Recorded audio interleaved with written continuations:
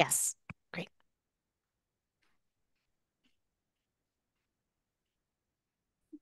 Good evening. The October 8th monthly meeting of the Boston Civic Design Commission is now called to order. My name is Mimi Love. I'd like to thank the commissioners for donating their time, sharing their valuable insights, and shaping the city of Boston into a more beautiful, sustainable, and equitable city for all its citizens. The commission was established to ensure that the architecture and urban design of new projects in the city of Boston have a positive impact on the public realm. The open meeting law requires that I notify the public that this meeting is being recorded. Commissioners present today, I will do a roll call, starting with Amy Chambers to say present. You may come back to Amy. Linda Easley. Present. Diana Fernandez. Present. David Hassin. Present. Kathy Koderitis. Present. Anne-Marie Lubenow. Present. David Manfredi. Present. Bill Ron. I think you're muted, Bill.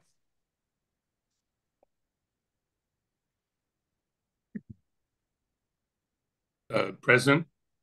Thank you. Kirk Sykes. Present.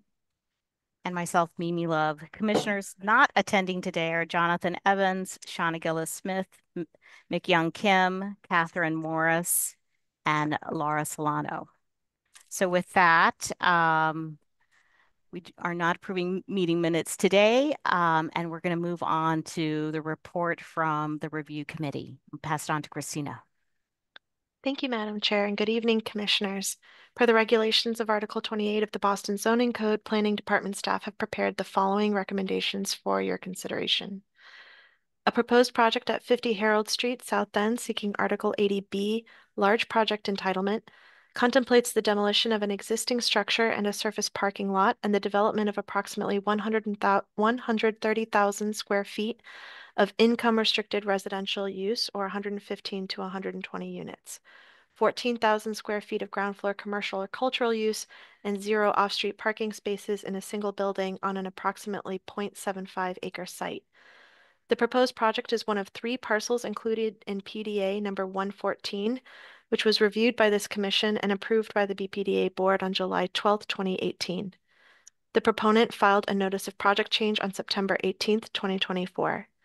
Planning Department staff will host a public meeting on October 16, 2024. Planning Department staff expect the proposed project will receive an Affordable Housing Acceleration Certificate from the Mayor's Office of Housing, and that the proposed project will require BPDA board action by December to meet critical funding deadlines. Planning Department staff recommend that the Commission vote to review the proposed project. So with that, Commissioners, do I have a motion to review this project? So moved. So moved. And a second?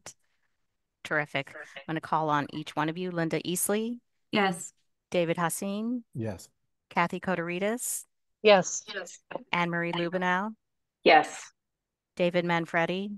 Yes. Bill Ron. Yes. Kirk Sykes. Recused. And myself, Mimi Love. Yes, we will review later this evening. On to the next project, Christina. Thank you.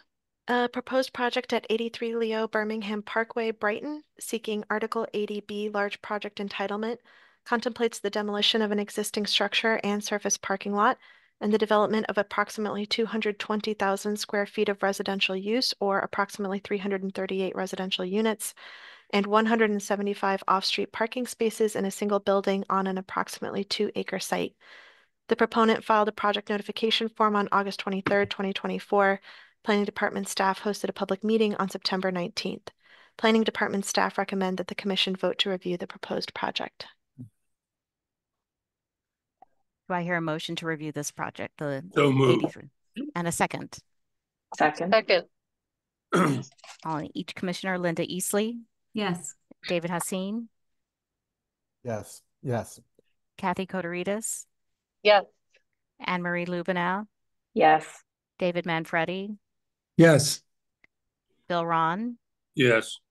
Kirk Sykes. Recused. And myself, Mimi Love, yes. We will review this project later this evening.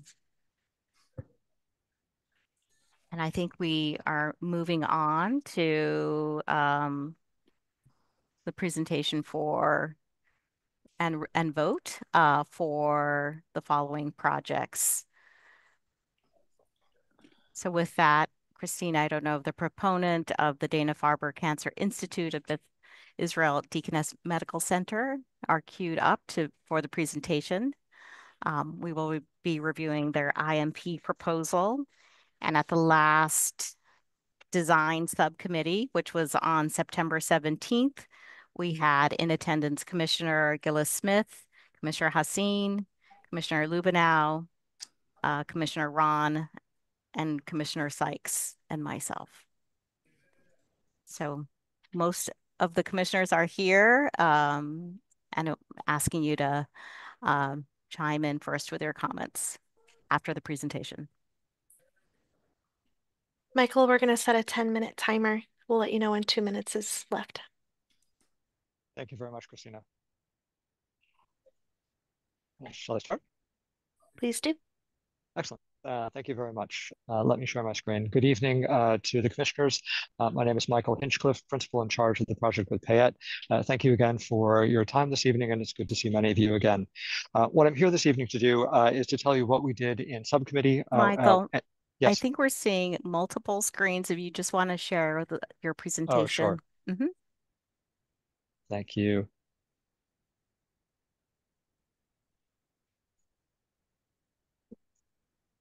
How's that? Perfect? It's coming up.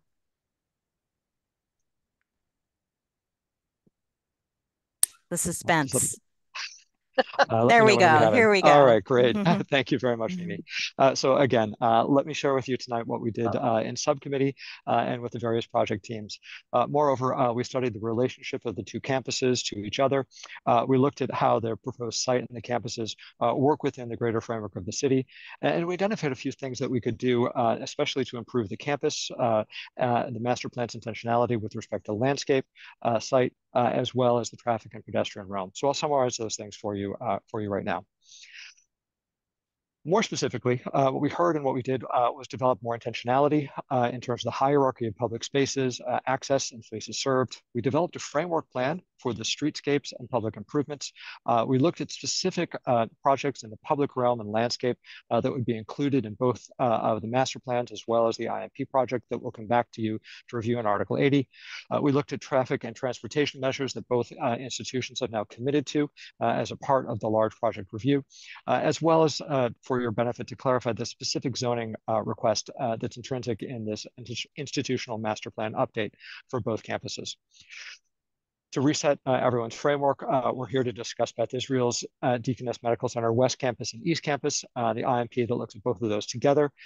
And in this specific update is the inclusion now of the Joslin Diabetes site, previously its own independent master plan. What this master plan update will do will include that site and update its underlying zoning to the proposed hospital use, which is also in conformance with how that site has been used traditionally. Just an update to the zoning code. And adjacent to the Dana Farber Cancer Institute plan.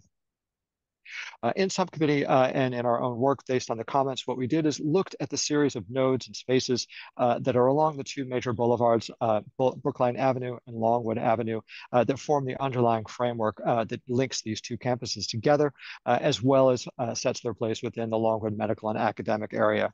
Realizing that Joslin Park is at the heart of the West Campus and at Dana Farber's front door, and really links those two together. Carefully assessing the street walls and the edges that define this space, we brought in intentionality of looking at the entire public realm around this key heart to both campuses, realizing that there's an incredible opportunity here that's now a part of the master plans to better define the landscape edges, the streetscape enhancements, and the offsite mitigation efforts that come together to work into its integration in the district as a whole. So in summary, both institutional master plans now work together and individually to address their growth over the past 25 years, but to create a series of activated pedestrian plazas and streetscapes that work all the way from the short street front door on the East Campus through to the Riverway, defining active spaces within them, as well as the buffer zone and improvements there to the Riverway edge. I'll describe those in detail, but also to note that in Article 80B, we look forward to returning to you to discuss some of the great potential for embedded nature to benefit both the patients and visitors and staff of these two institutions, whether that's the recently completed roof garden that's a part of the Klarman building on the Beth Israel campus, the healing garden that's a visible part of the Yawkey Center on Dana Farber's campus, as well as the multi-height spaces for a healing garden that's a part proposed to be a part of the new cancer hospital that we'll talk about later. Thanks to feedback, we looked very carefully at the public realm and how these two campuses knit themselves into the life of the street and the streetscape. Moreover, at the intersection of Longwood Avenue and Brookline Avenue, the very intense pedestrian activity and the retail activation that occurs at that very key intersection, as well as the hierarchy of entries and service zones. So when we stepped back, we were able to identify the potential of the dialogue that can occur between the new cancer hospital entry and the existing Rosenberg entry around Joslyn Park, and how that works with the front door and entry sequence for Dana Farber down Jimmy Fund Way, complementary to the way that the East Campus works for their primarily outpatient activities on Beth Israel's East Campus. Let me summarize for you, though, on this slide, that both campuses have now committed to a large number of offsite mitigations and projects that will improve their public realm connections, not only to set the groundwork for the next 10 years of development, but more specifically to support the scale and influence and impact of the new cancer hospital located at its heart. What I'll do is take you through two focus zones. The first along Pilgrim Road, the secondary street that links the Riverway to Longwood Avenue and forms the service spine of the West Campus, and then in more detail along Brookline Avenue. So looking specifically at Pilgrim Road, we'll see that there's a very clear number of improvements that are committed to with the project. So working from the inside out, we'll come back to you in Article 80 to look specifically at the streetscape along Pilgrim Road between Deaconess Road and the IMP project, with streetscape crosswalk improvements, as well as the details and intentionality for the loading and service dock entries and Joslyn Park. Building, though, on recent improvements to Pilgrim Road from the Klarman building, the plan here is to improve transit and pedestrian safety in the district. So there's a plan now for the signalization of Netherlands Road. That's the intersection at the Riverway on the left of the screen, as well as landscape improvements at the Riverway edge. This will work in concert with the opening up of Pilgrim Road to two-way traffic. That private way that's a part of the Beth Israel West Campus will now help to improve access, serve ambulance, as well as patients arriving at both hospitals. Of course, the corresponding work at the other end of Pilgrim Road at the junction of Longwood Avenue also includes pedestrian improvements there in terms of crosswalks and sidewalks. At the end of the presentation, I'll describe the framework that's been developed to guide the design of these improvements. At Brookline Avenue, a large and very rigorous discussion took place around the potential and commitments to improvements here.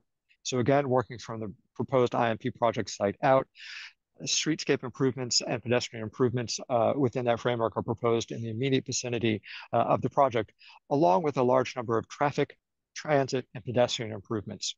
So working with the city, as well as the Longwood Collective, to coordinate the installation of new separated bike lanes, street buffers, as well as transit stops that will be a part of the ongoing development of Brookline Avenue and the remanagement of that transit plan with the city.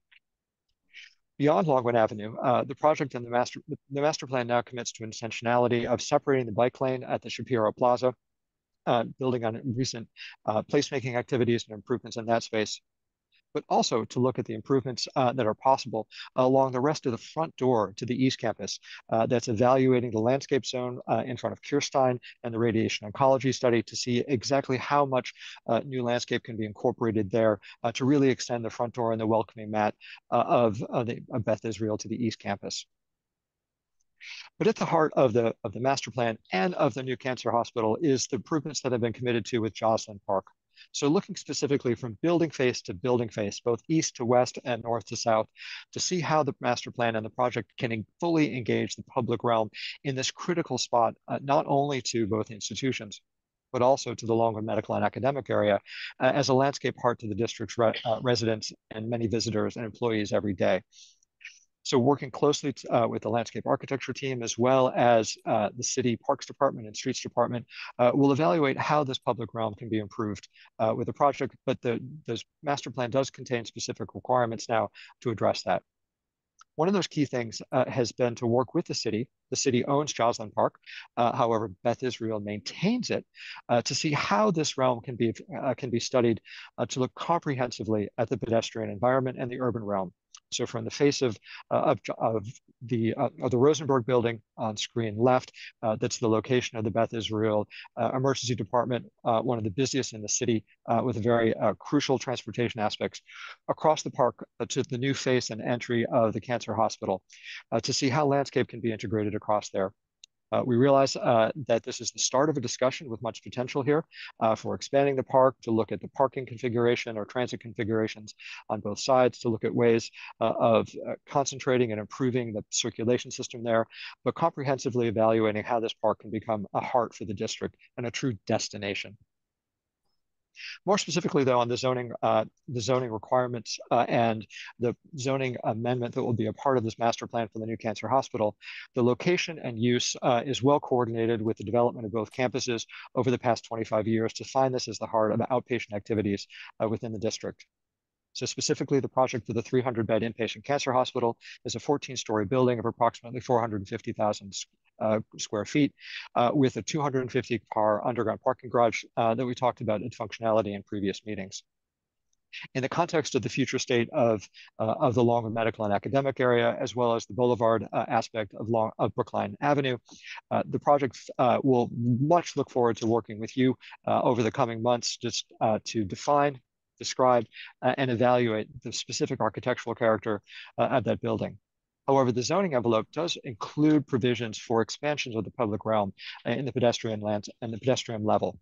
So along Brookline Avenue, generous setbacks are foreseen to expand the sidewalk to make space for the various intense traffic that happens in that zone, including transportation and input, including the extension of the retail arcade and canopy that exists today in Longwood Center, as well as continuing that public realm widening along Joslin Park.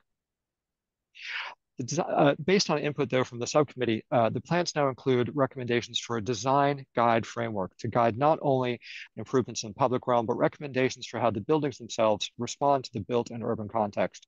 So adjacent to open spaces, making sure there's layers of landscape that mitigate the pedestrian realm, at building entrances, including institutional uses as well as retail, working to blur the boundary and create transparency between the inside and the outside, and really integrate design elements, as well as the integration of canopies that are required at healthcare occupancies to shelter arrival and departure of patients. Along both areas that I described, though, included in the framework are recommendations for how the inside and the outside, and especially at places of embedded nature, can become signature aspects of the master plans as well as of the district. So healing gardens or other environments that are specific to patients, their families, and visitors can become benefits and public amenities at key design places and markers. That where program precludes transparency, that we include layers of landscape and rich textures of materials at the pedestrian level, as well as ensuring that there are key locations of transparency, not only to active programs, but also to retail. And finally, at the riverway landscapes, that there's intentionality with healing those gaps where the landscape provides a continuity at the backside of the Beth Israel West Campus, as well as looking forward to working with both the Parks Department, the constituency, and others as we look to advance the design of the new Joslin Park as a key destination in the district. So I thank you for your time this evening to share the work that's happened over the past few months within the subcommittee and their feedback, so that moving forward from today's hearing, we're able to secure the zoning update to the Joslin Park site to allow both institutions to move forward with the critical planning steps related to the determination of need from the health department to start the process for Article 80B large project review. Looking forward over the next year to discussing in great detail with you how the new project can enhance at the detail level the building, as well as the parallel processes with the Parks Department, Public Improvement Commission, and others as the project advances. So I thank you for your time this evening and look forward to answering your questions. Thanks, Michael. Commissioners, any comments? Maybe if you could leave or go to a site plan, Michael, that might be helpful for conversation. And you can raise your Zoom hand or raise your real hand.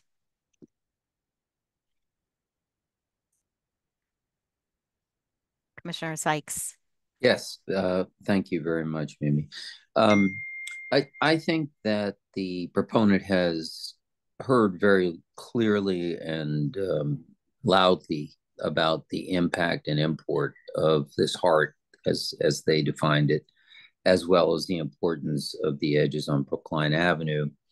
And while I appreciate the improvements at the transitions into the Riverway or the Fenway, I think clearly to rationalize the experience for such a dense community experience along Brookline Ave and Longwood Ave, they understand that import. I also think we'll have the opportunity under Article 80B to see how staff guides them in that. So for my part, I believe that the diagrams I saw, especially the ladder diagrams, did a good job of the one with the red edges, I believe it was, if you want to go to that with the public realm. I think it was not this one, but maybe we could click forward a couple. I think it reflects, keep going, maybe back one more. Yep.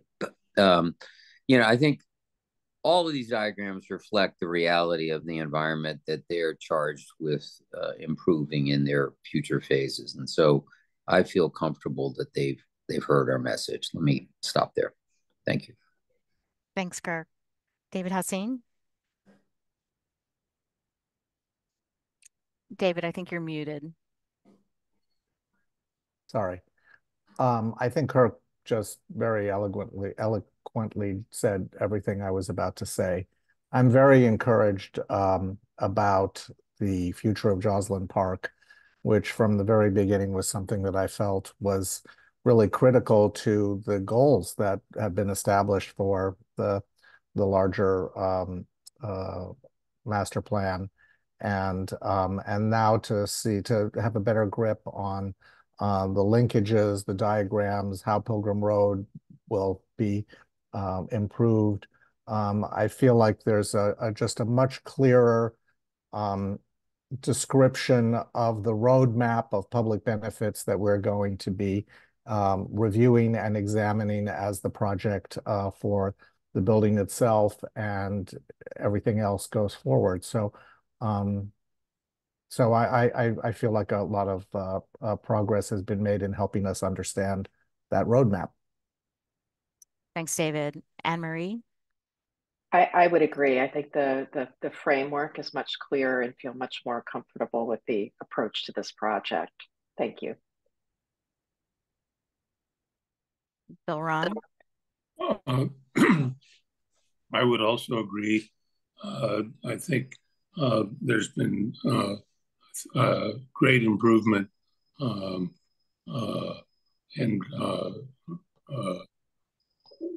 the presentation as the visual presentation of these maps and plans have shown that the petitioner is understanding the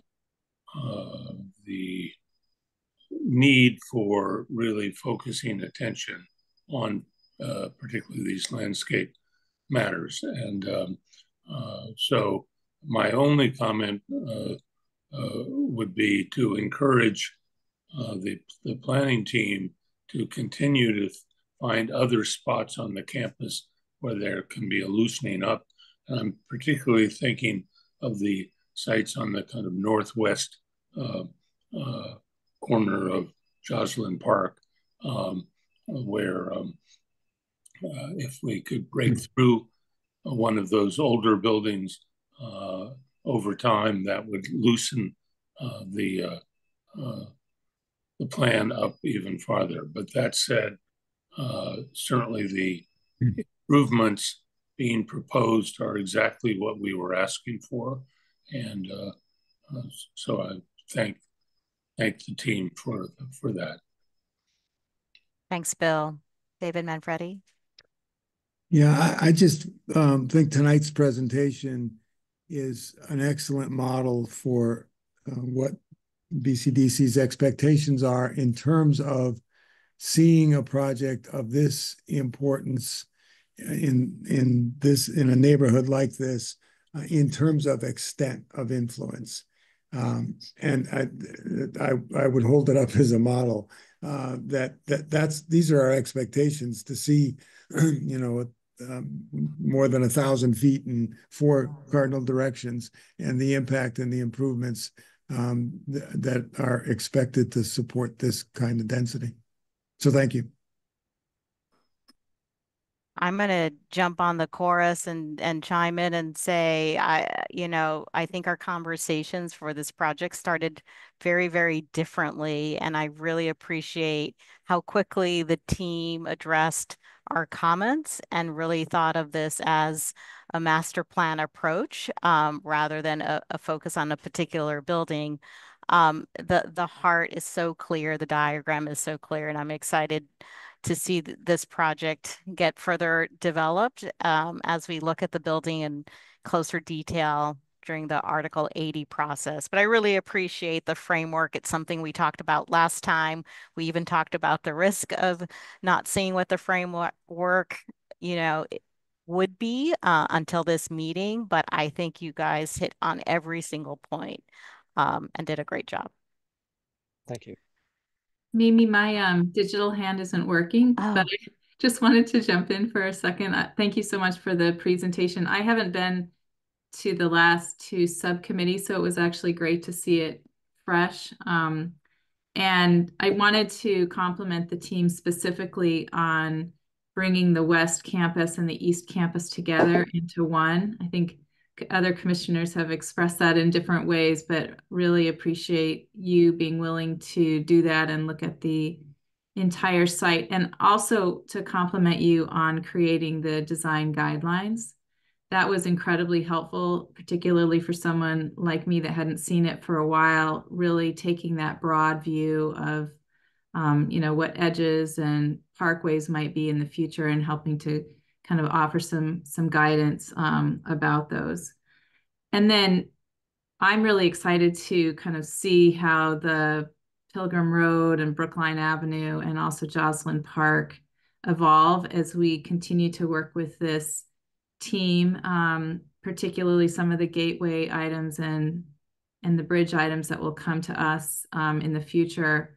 And just the power that Joslyn Park has. And it was helpful to have a reminder about the ownership complications there for Joslyn Park, but this team has done an amazing job to think expansively about that location and also how it will interact with the new cancer building. So I'm excited for that, for those details to come as well. Thanks, Linda. I'm not seeing any other commissioners' hands raised. So, Christina, should we see if there's any public testimony? I would be happy to, but we have 7 minutes left in deliberation, and Commissioner Gillies Smith submitted her comments in writing, if you don't mind me reading them into the record.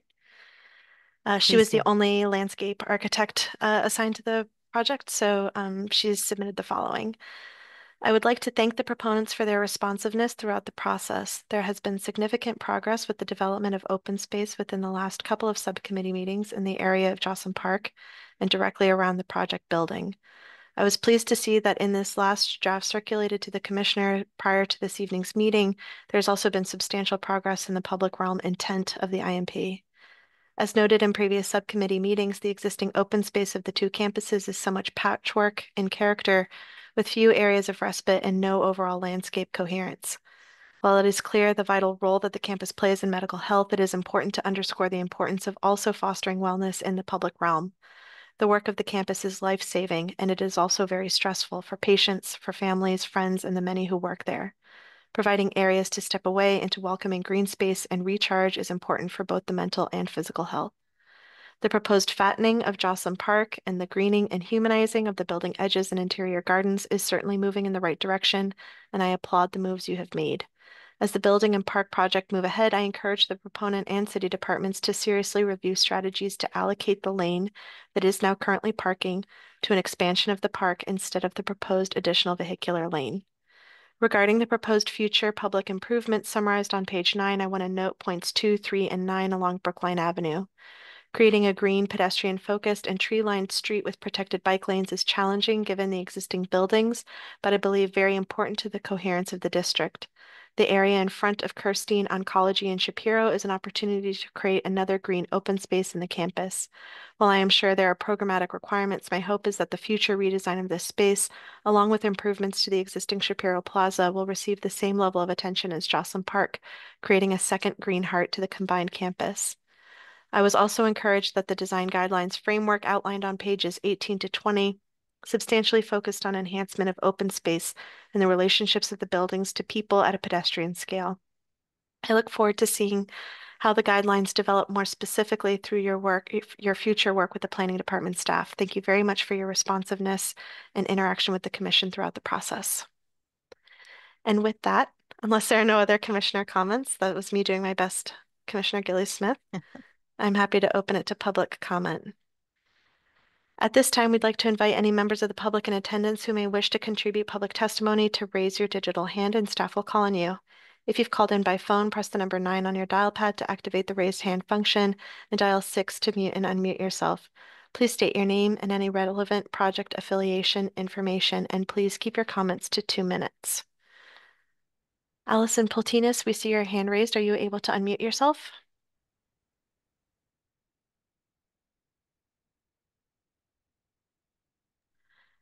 Allison, unfortunately, we cannot hear you at this moment. Commissioners, I wanted to note that Allison had previously submitted comments in writing that was part of the materials forwarded to you. I think she dropped off. I'm not seeing her anymore. But if there's something you could read, Christina, that would be helpful. Oh, there she is. Hi, Allison. Oh, okay, Allison. Okay, thank Go you ahead. so much. I just wanted to thank the commenter, the commissioner whose written comments you just read, because I think the expansion of the park would be an amazing improvement, and I hope that can happen in the future conversations about the project. Thank you. And that's all. Thank you, Allison, for your time and testimony. Commissioners, at this time, I see no additional hands raised, so we will close the public comment period. So are you looking for a motion? Yes, we are. I'd like to make a motion to approve. Second. Awesome. Okay, and with that, I'm going to call on everyone. Linda Eastley. Yes. David Manfredi. Yes. Bill Ron. Yes. Anne Marie Lubenow. Yes. Kirk Sykes. Yes. Do we have Kathy Kotorides? Yes, you do. And Okay. yes is the answer. Yep. Thank you, Kathy. And myself, Mimi Love, yes.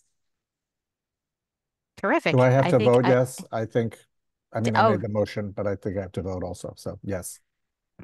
David Hossein, yes. All right, thank you. Just doing it from the screen because we're terrific. Well, exciting. You guys are approved, and we look forward to you coming back through the Article 80B process to review One Joslyn Place. Thank you very much. All right. Thank Thank you. you. Thank you. Take care.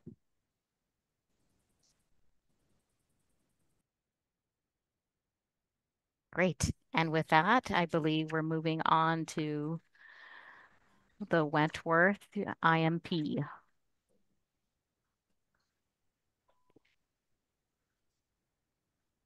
Gautam, are you ready to present? Yes, I am. Okay, I'll start the timer when you begin. I'll let you know when 2 minutes is left. Okay.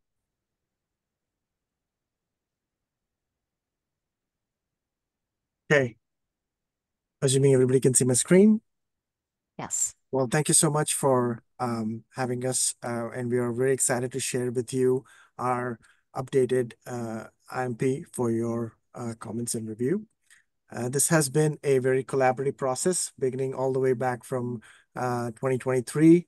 As we've gone through this process with you, shared with you what the big ideas are, had specific focused conversations on the open space, the overall massing and urban design, and also reflecting on many of the comments that the subcommittee commissioners have shared with us, and responding to many of those by making a series of different moves.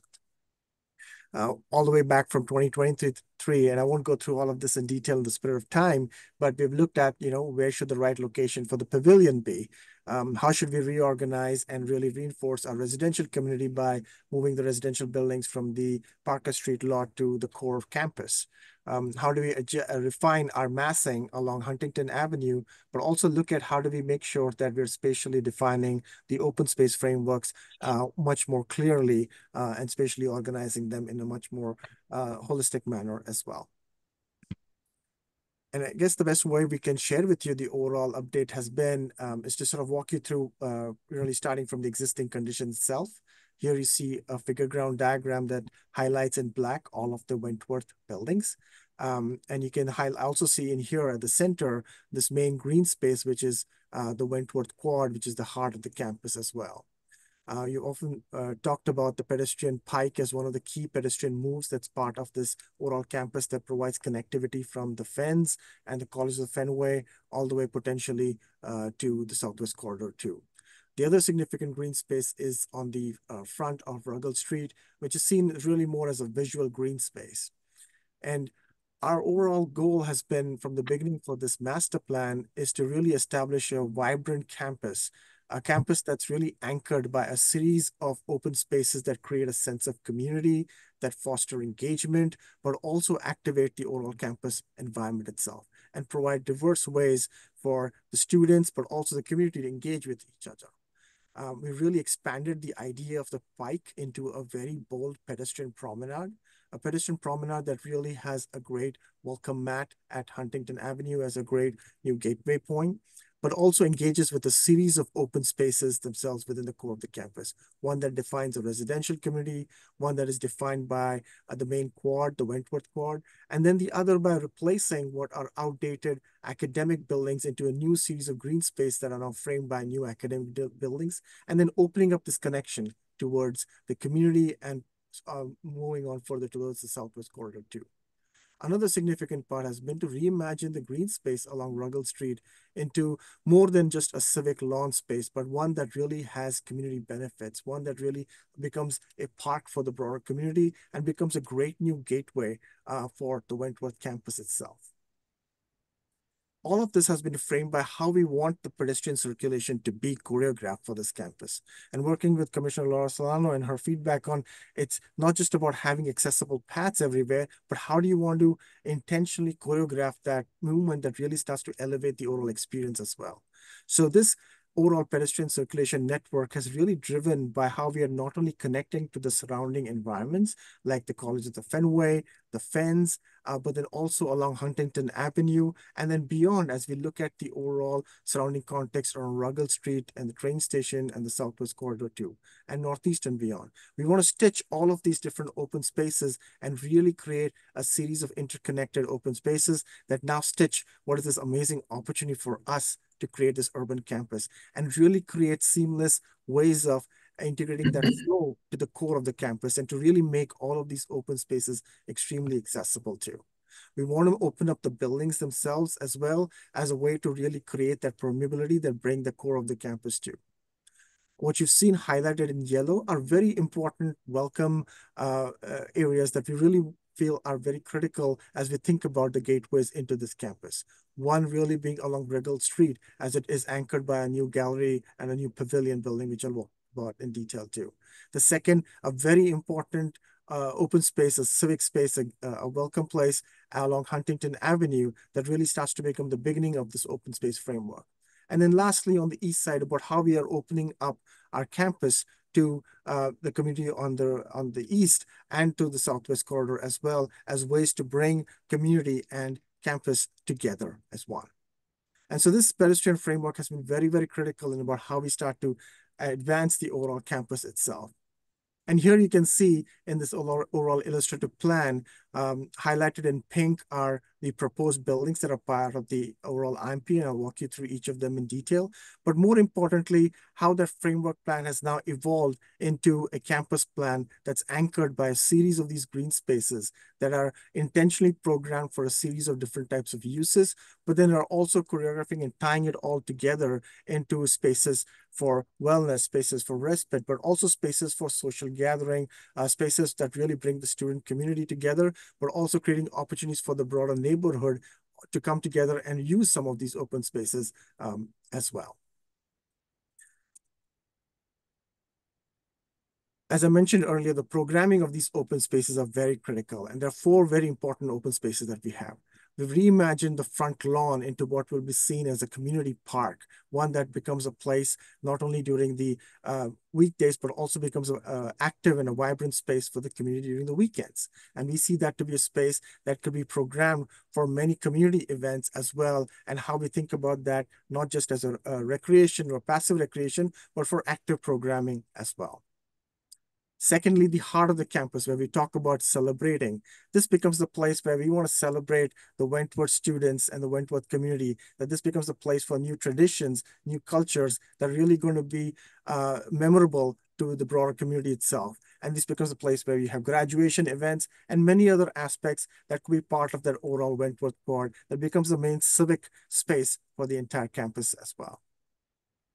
Very similarly, as we replaced what is an outdated annex building into a new green space that is now anchored by a series of new academic buildings, this becomes a community space, but also becomes an outdoor classroom. It's anchored by an outdoor pavilion, but also creates spaces for fostering engagement, for also creating spaces for outdoor learning. It also becomes a space for a community garden as well, that many of our community users and neighbors on the east side could participate and engage in during the weekends, or also during the weekdays too, as to their benefit and their use.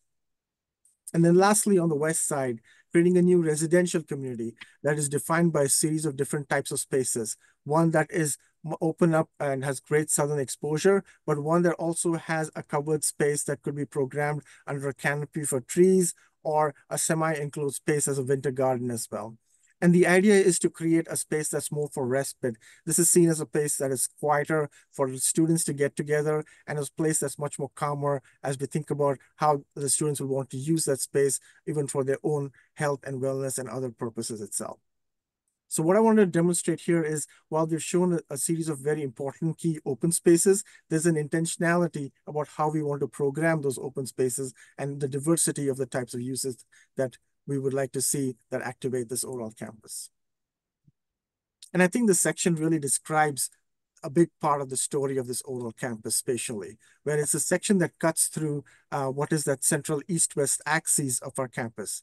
This is Huntington Avenue. This is that civic space at that corner that anchors as this new gateway space that, as you're coming from the Fens or from the College of the Fenway or from the west, you're greeted by this new open space. This is the Massau Treehouse. But then as you walk along this new reimagined pedestrian promenade, you're framed by a series of buildings that are activated at the ground floor, a series of open spaces that are very clearly defined by residential buildings or academic buildings. But the most important aspect is this inside-outside relationship at the ground floor, really activating the ground floor to create spaces for collaboration, maker spaces, making the work that our students create on display, and really creating a very, very vibrant ground plane. So here you see that residential open space. Here you see that Wentworth Quad, the space for celebration, and then really creating a very, very pedestrian-friendly connection across Parker Street to make it much more safer for our students and our Wentworth community, that now connects all the way across to what we call as the gather and the academic space, and then that connects on to a community garden and the neighbors and the Southwest Corridor towards our east. Adam, if you could speed it up a little bit, please. Sure. So here is an aerial view of the overall campus. Here you can start to see how we've really focused on, with a lot of discussion with not only the BPDA staff and team, but the BCDC subcommittee commissioners too, on what the massing and the intentionalities around Huntington Avenue to create this podium that really becomes an active use at the ground floor, and then stepping back the residential building and the massing to really frame the green space itself. And so this is what we've called as the Huntington Residence Hall, which is fronting the Huntington Avenue. We also have the Pike, what we call as the Pike Residence Hall, that not only frames the green space, but also fronts the pedestrian promenade. The new gallery and the addition that I'll show you a few renderings of, which is of the Wentworth Hall addition, and the new academic buildings that are now being replaced, that are replacing the annex building right now. And lastly, a new academic building as well, which is called as the West Quad Academic Building. And sorry, I forgot the Baker Hall replacement too. That is an existing Baker Hall building that is going to be a residence hall along Huntington Avenue. So really trying to reimagine our presence along Huntington Avenue and Ruggles Street. And here is a series of ground level views where the importance of really reimagining that front lawn into a park that really maintains the views towards the Greek Orthodox Church, but more importantly, creates this front door, a gallery or a pavilion that puts science on display that becomes a great way to invite not only our current students, but our potential students and potential guests, as well as the front door to Wentworth campus. The other very important gateway is along Huntington Avenue, is to really reimagine what has been a meandering pedestrian promenade pike, which is a walkway into a real pedestrian promenade that's framed by active uses, but also creates many of these open spaces for respite along the way, spaces for seating and shade, and all of the other many sustainable features as well as part of that too. The residential forum has been one of big discussion with the subcommittee as well, commissioners. And here is what we had shared with you before, where it was more of a linear open space that was in shaded open space. But now we've really worked hard to create a new massing that shows two very different and distinct types of open spaces. One that has southern exposure and one that is an enclosed open space as well. And so the southern exposure space could be seen as a green open space, but also has many sustainable features about it. And the semi-enclosed space could be seen one that we could have a canopy of trees that provide that shade, or it could be a semi-enclosed space as well that creates that year-round programming opportunity itself. So really creating two very distinct types of open spaces that really cater to many diverse types of uses as well. And so here you can see as a section through that Huntington residential building, active uses along the ground floor, but making a very strong relationship between the inside outside as it connects to the open spaces and also starts to create more opportunities for programming and active uses too. And here's a rendering of that as well. This is a view along the pedestrian promenade that is really framed by a series of seating spaces, but also many sustainable features too, evoking that Stony Brook that used to be here many years ago into what could be really reimagined as a very sustainable and a stormwater feature too, and really making sustainable features as a part of the campus environment, as a part of the learning landscape as well. And then lastly, as you turn back from the Alice Taylor housing on the community side, what they are seeing right now are the backs of buildings, and the service and loading docks is going to open up into what will be this new pedestrian promenade and community gardens and an open space as well. Here you can see a new green space that has been replacing the existing annex building as well. And so lastly, as you know, in closing, what I really want to highlight that has been a process for us in discussion with you. We feel, and I really mean it when I say this, that the plan has gotten stronger as we really look at the transformation from what is an existing campus which has many dated facilities, vast parking areas, and transforming that into vibrant, active green spaces that not only foster engagement, but also foster the values that we want our students to learn around sustainability, community engagement, and what we really believe will be a great framework for Wentworth to continue to grow and be successful. Thank you, Gautam. Just a couple of comments, commissioners. The last design subcommittee was on September 17th. David Manfredi, Laura Solano, and Mick Young Kim were in attendance at that last meeting. I think we've lost most of our landscape architects to the ASLA convention that's happening right now. But I think, Time, if you could just pull up a site plan, maybe even that last site plan that you had of the before and after, we can open it up to comments to commissioners.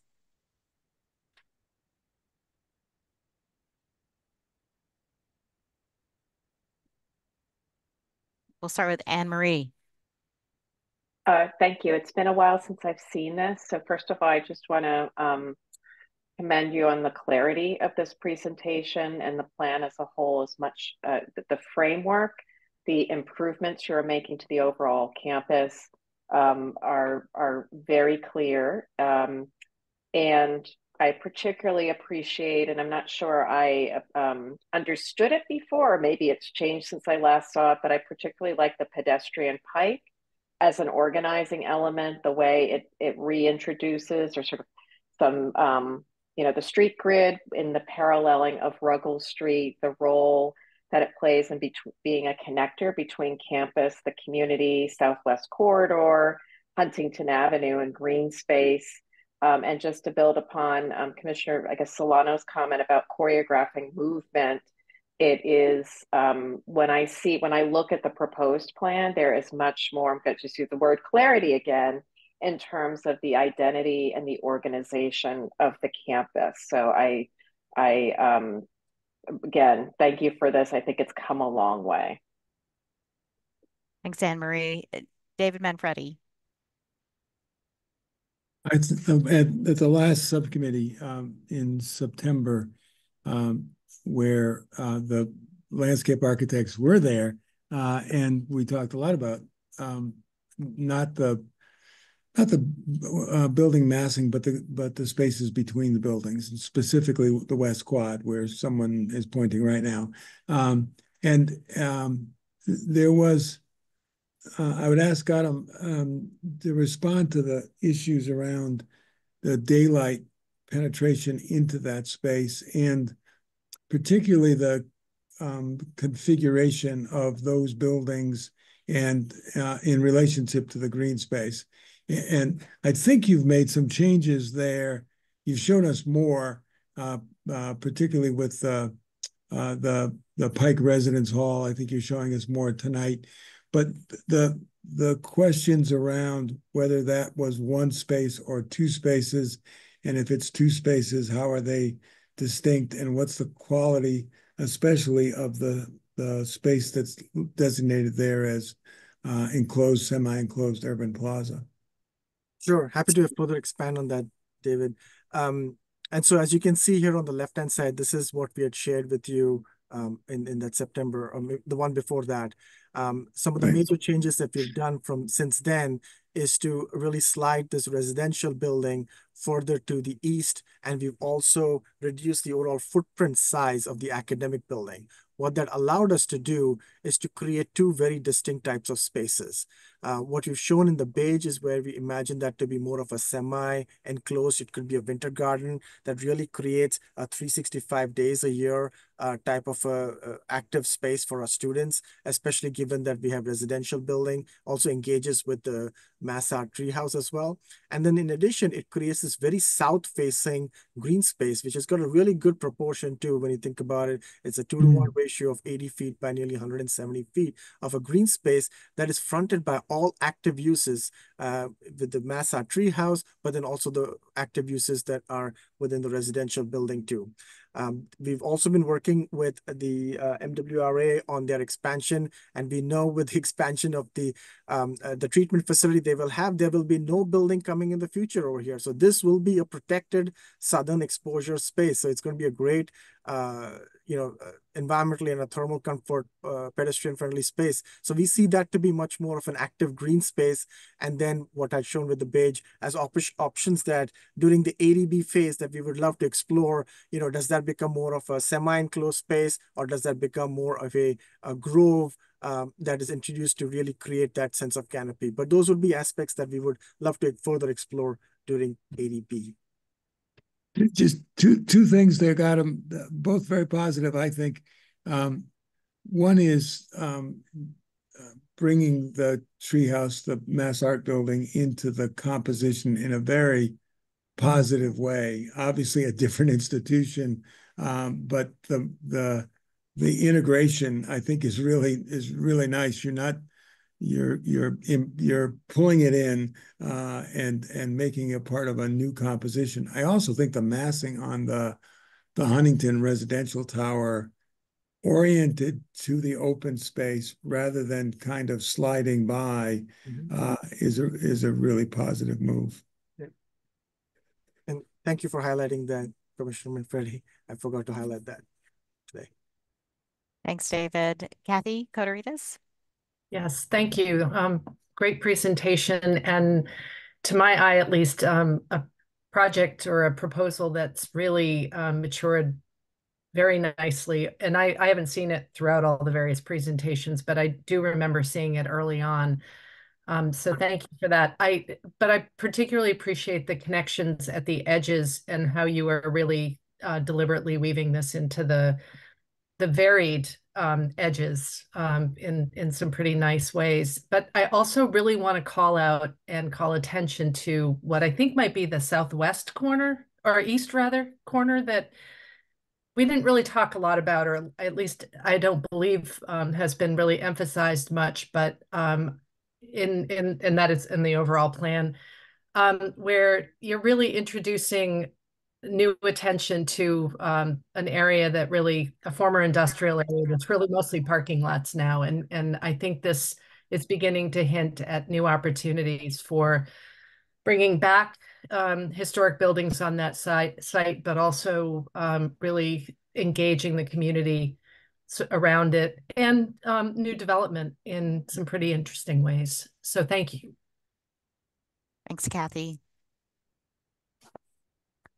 I'm going to go in, and Linda, I'm not sure if you're having trouble raising your hand, but I'll start. And if you'd like, you can follow up. I can go after you, Mimi. I just am so excited about how much this is has changed, just transformed so much since we first started seeing it, or maybe I am better understanding it. I can admit to that probably being partly that. But to me, that programming diagram of talking about how each green space is actually being used was very, very important to understand, each quad and its function as it relates to the entire campus. The Pike Promenade is so strong and is going to change the synergy of the campus and really change how your campus is occupied. All very, very positive. And then lastly, I think, David Manfredi already mentioned it, but the remassing of the Huntington residential hall, I think, was spot on in creating that green space that will allow light into that west quad. Is really a positive improvement to the project. I'm so excited from the last time I saw it, which was, earlier in the month of September. So a lot of work has happened. I appreciate that effort. So I'll jump in. Sorry, my hand isn't working tonight. Gautam, this was a really great presentation, and I couldn't help but think as you were presenting this that it's such a true celebration of the urban campus, right? Because you have a very compact site and kind of a great educational mission that we're trying to serve here. So I really appreciate the efforts of you and your team. I think what you've done a beautiful job in creating these formal relationships. Other commissioners have already talked about those, like the Pike, or even kind of the front yard onto Ruggles, which I think are really successful. And then I think you have this other layer that's kind of the more informal. And we didn't talk a lot about that today, but you have planted the seeds already for those. And I would love to see the team explore those a little more. So you have this space off of Huntington next to the new residential tower, you know, that has a odd geometry, but really could be this amazing space, both there where you were tracing, but also further up Huntington. Yes, and then in the middle too. And then you have these spaces that are going to help to connect these various size and scale open spaces. And I'm thinking about, well, what happens between Watson and CEIS? Because there is an opportunity to kind of create a new scale in there and to really wiggle through those two buildings that then leads and opens up to this larger east open space across Parker Street. And so I just want to encourage you to be thinking about those really small spaces, because often the way you celebrate those in an urban campus becomes as memorable as the large spaces. But I think this has been an amazing evolution since we first saw it, and just wanted to compliment you and the team. Thanks, Linda. I think every commissioner has spoken that is not recused and is here. So maybe with that, I didn't see any comments from Commissioner Gillis Smith. Christina, I may be wrong about that. But I think we might be ready for a public testimony. We are. At this time, we'd like to invite any members of the public in attendance who may wish to contribute public testimony to raise their digital hand, and staff will call on you. If you've called in by phone, press the number 9 on your dial pad to activate the raised hand function and dial 6 to mute and unmute yourself. Please state your name and any relevant project affiliation information, and please keep your comments to 2 minutes.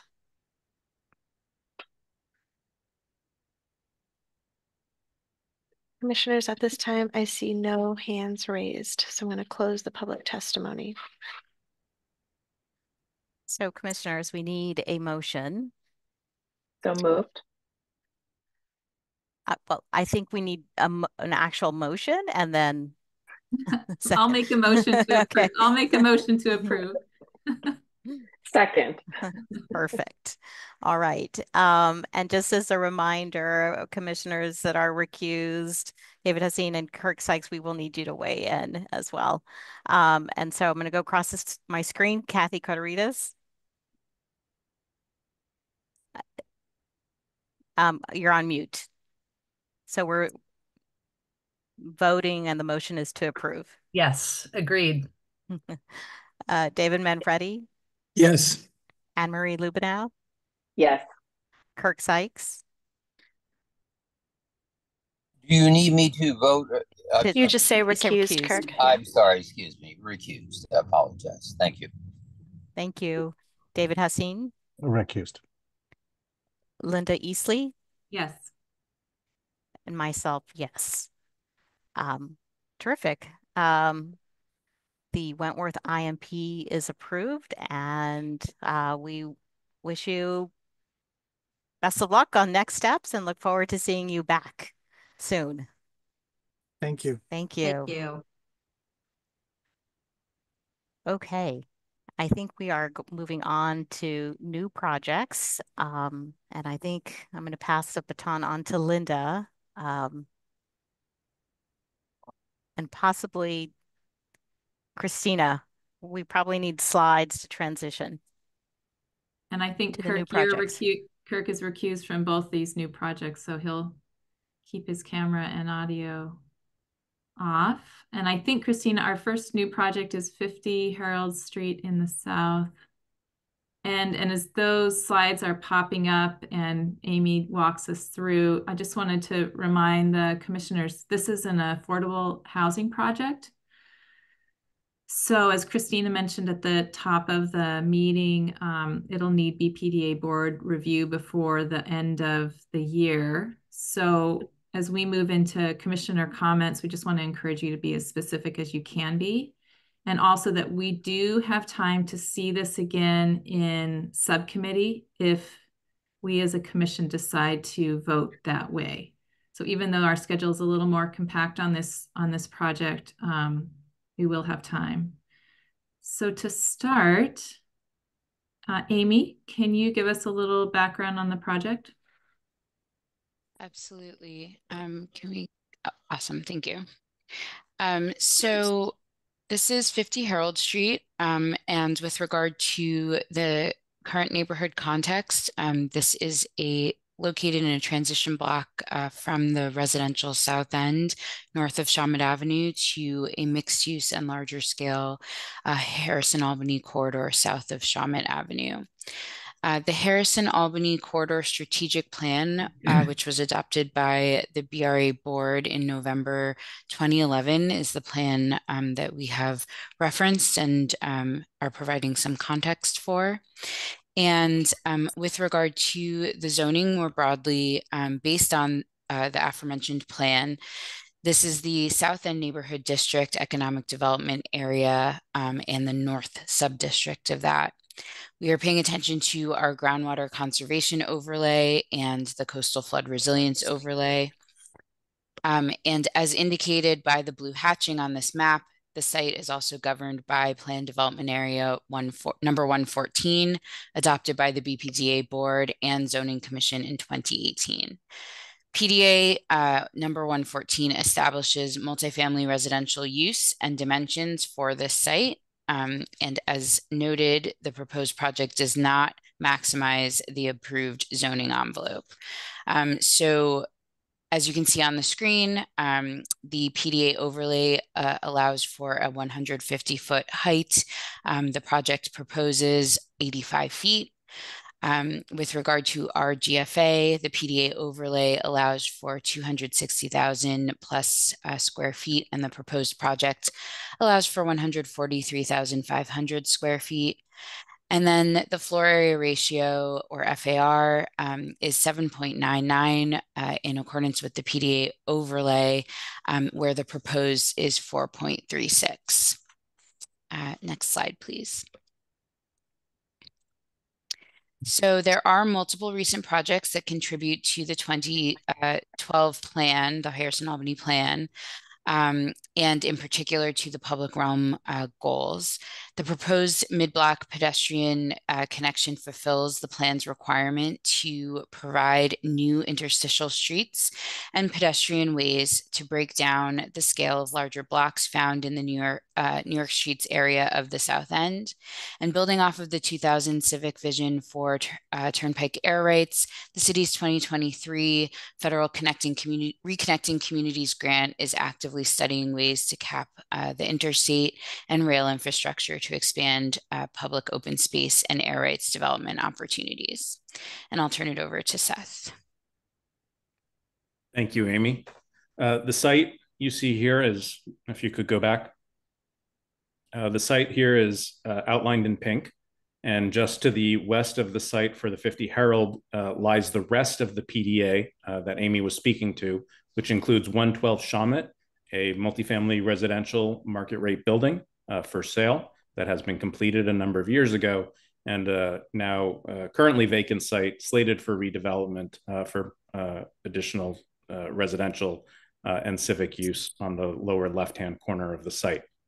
Just to the south of the site lies the 1033-1055 Washington project, reviewed and approved by the commission earlier this year, that includes 2 lab buildings as well as open space and pedestrian passage running east-west, as well as a pedestrian passage running north-south that will connect into this 50 Herald Street site. Further south lies the 80 East Berkeley Lab project. To the east of this block is the 1000 Washington office building and 321 Harrison office and lab building, with the Inc. block further to the right, along with other mixed-use residential development. Also of note is the site's location along Washington Street and the Silver Line Rapid bus route, including a Silver Line outbound stop immediately in front of the site. Next slide, please. Here you see an enlargement of the PDA area itself, focused on the north half of the page. At the bottom right is the northern portion of the 1033-1055 Washington Street project that I had just mentioned. And then in the left, labeled the Lucas here, is a former church that was converted into residential condominiums a number of years ago. The city's goal in approaching this site and the PDA was very much to minimize the interruptions for Silver Line service on Washington Street. So we've been very much looking to minimize any loading, curbside pickup drop-off along Washington Street, and also looking very much at the potential to consolidate and coordinate vehicular access points at the south edge of the site with the neighboring site, still in process and discussion. The PDA creates publicly accessible open space at the center of the block, connected via passageways to Herald Street and Washington Streets, as well as to Shawmut Ave. And then further south, you see the connection to the 1033, 1055 Washington Street site. And with that, I'll turn it over to the proponent. Thank you.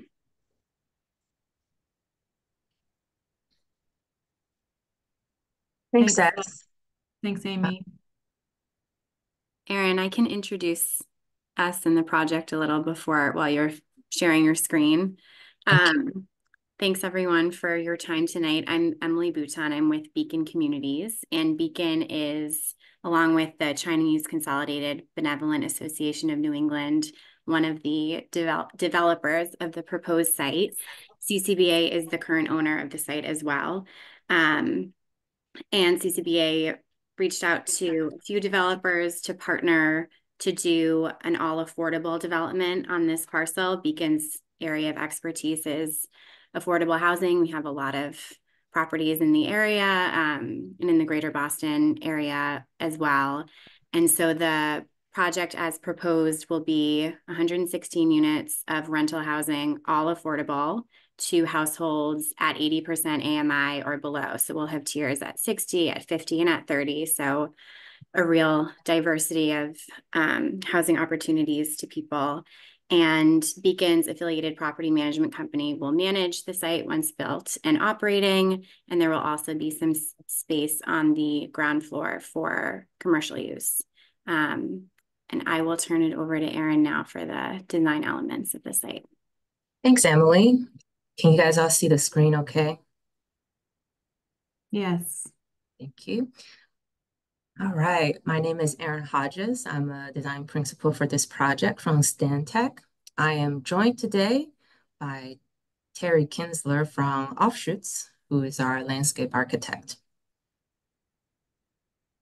And the story or the concept behind this project is based on this ancient prose describing a fisherman paddling downstream and discovering this really rare peach blossom village that has hidden away from the warring state.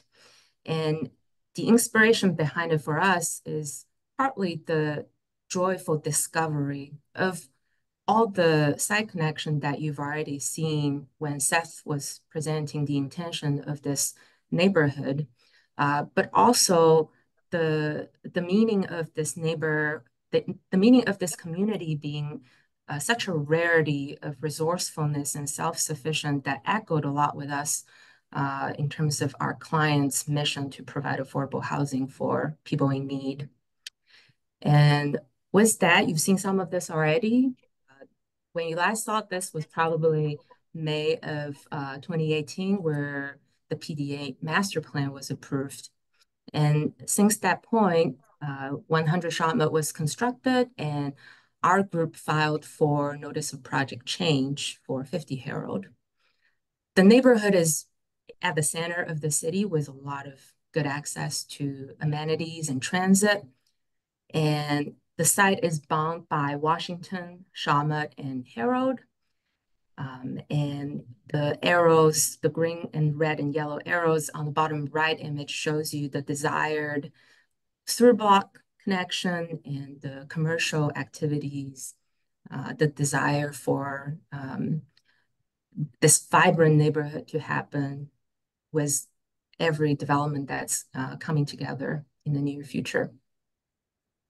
And looking at the previously approved PDA design, 150 feet felt to us, although maximized the site, we felt it was a little bit too much of a density for the block.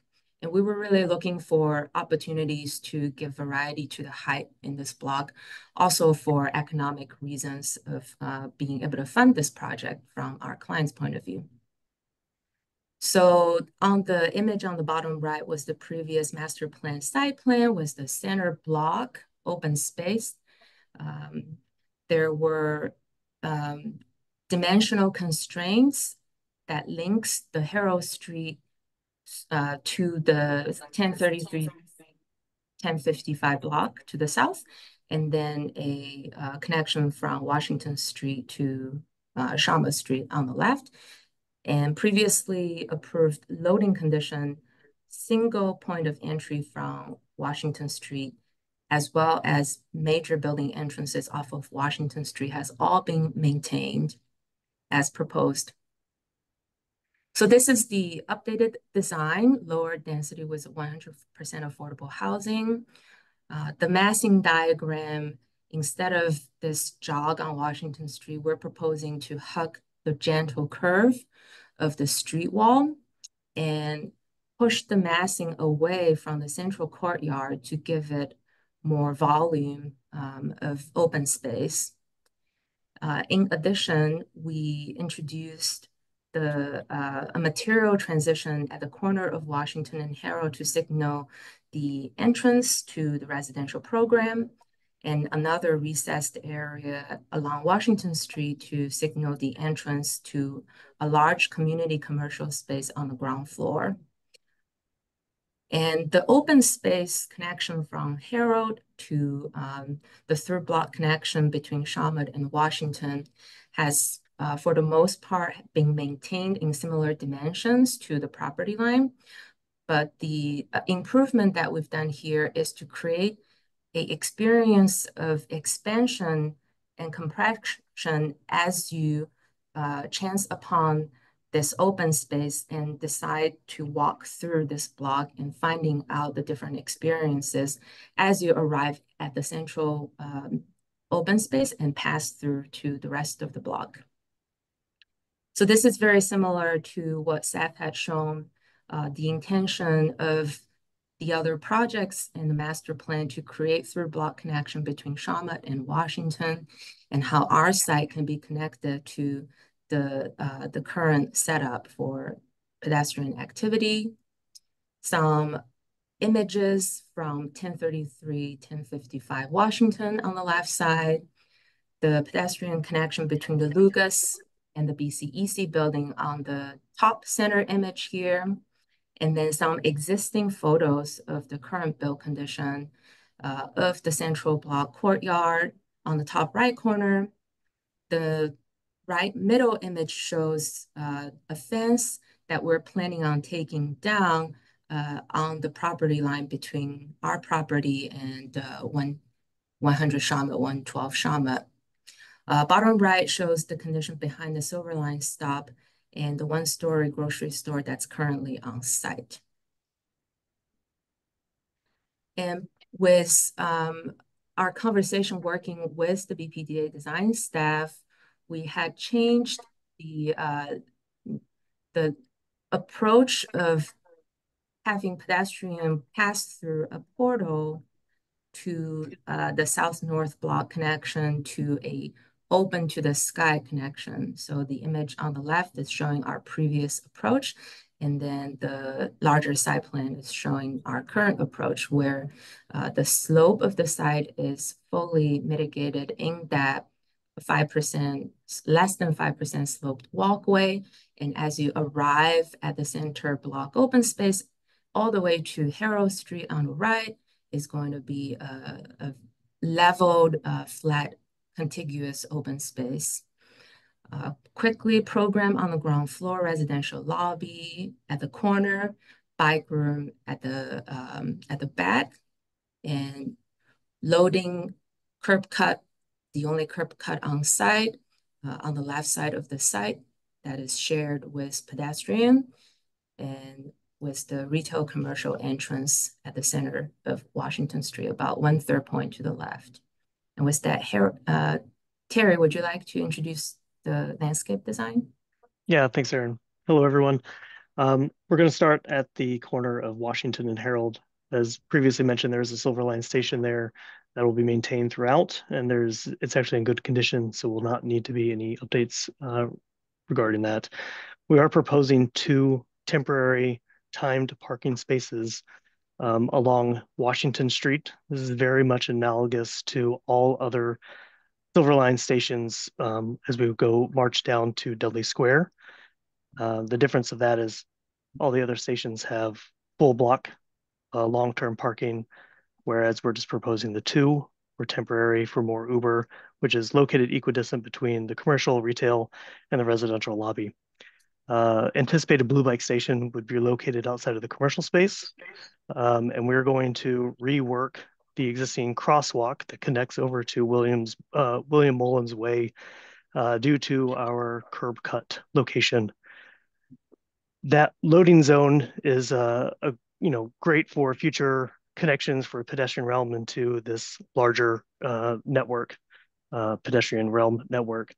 This area is going to serve both our commercial and residential loading as well as the 1033, 1055 Washington development.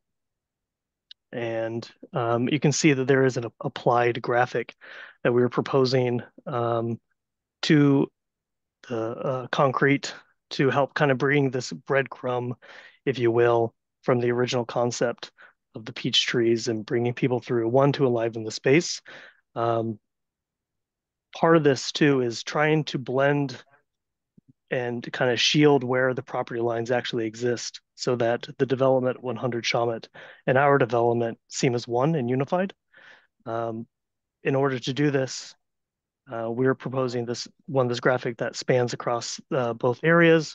And then our proposed planting plan is going to accommodate very large, very colorful planter pots with, while we can't do peach trees, the idea would be very vibrant, very bright, very organic branch structures of Japanese maples and such, chartreuses, bright reds, and things like that to really enliven and kind of develop and jump off of some of the design features that already exist with 100 Shawmut with bright red perforated benches. And if the proponent could finish up, please. Yep. And go for it, Aaron. Sure. Okay. Image from the corner of Herald and Washington. This is primarily brick facade on the major street frontage with accent metal panel wall signaling the entrances. Turning around a corner, looking at the through block connection. This is where we are invited into the center of the site. Going further in, now we're at the compression point, past the bike parking. Now we're at the center of the block. This is the open space looking at the internal courtyard and the feature art wall wrapping around the transformer vault area. And turning around the corner, now you can see both Herald Street on the left side and Washington Street on the right side with that feature wall in the foreground. And last but not least is a view looking back at the building at the Washington Street, the south end of our site. Thank you. Thank you so Aaron. much. And sorry, Linda, I think we just want to bring up the urban design slides. I was going to ask if we had more, Seth, or whether you covered what you wanted to at the beginning. Thank you. So just quickly, a few of the things that we continue to work with the proponent on, looking specifically at the articulation of the building and the articulation of the corner, how to hold the critical intersection that this corner represents. Should the corner be regressive as currently depicted or proud to help identify and anchor this critical corner. The passageways themselves, how to signal and bring people into the pedestrian passageways, both on Herald Street here that you see with the number 2, as well as from Washington Street. We're certainly focusing on the ground floor articulation to maximize engagement of the public realm and transparency, and the facade logic, really wanting to make sure that we understand the materials and the design intent and the building identity, particularly in relationship and in concert with the historic warehouse and the more contemporary additions to the area as well. Next slide, please.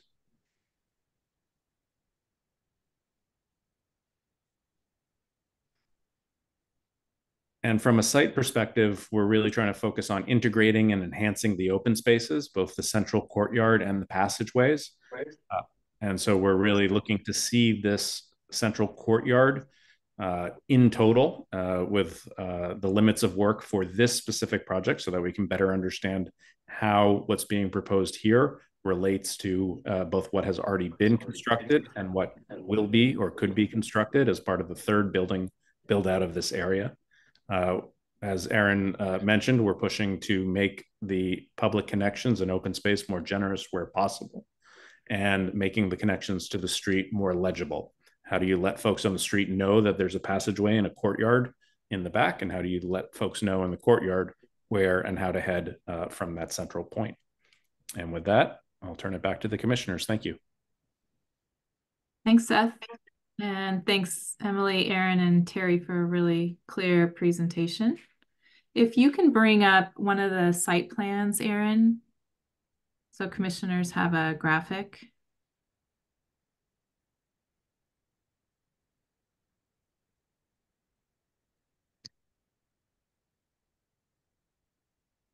Great, thank you. And commissioners, if you have a comment, please raise your digital hand. And again, we're going to try to be as specific as we can be today since we're on a bit of a compressed time frame. David, I see your hand up. Yes, thank you, Linda. And Aaron, thank you for the presentation, Emily, the whole team. First of all, I am very excited about how this project has evolved from a massing point of view. I was always extremely concerned about the massing of the three buildings that were proposed. By the way, I live just down the street, so I know this little stretch of the South End extremely well.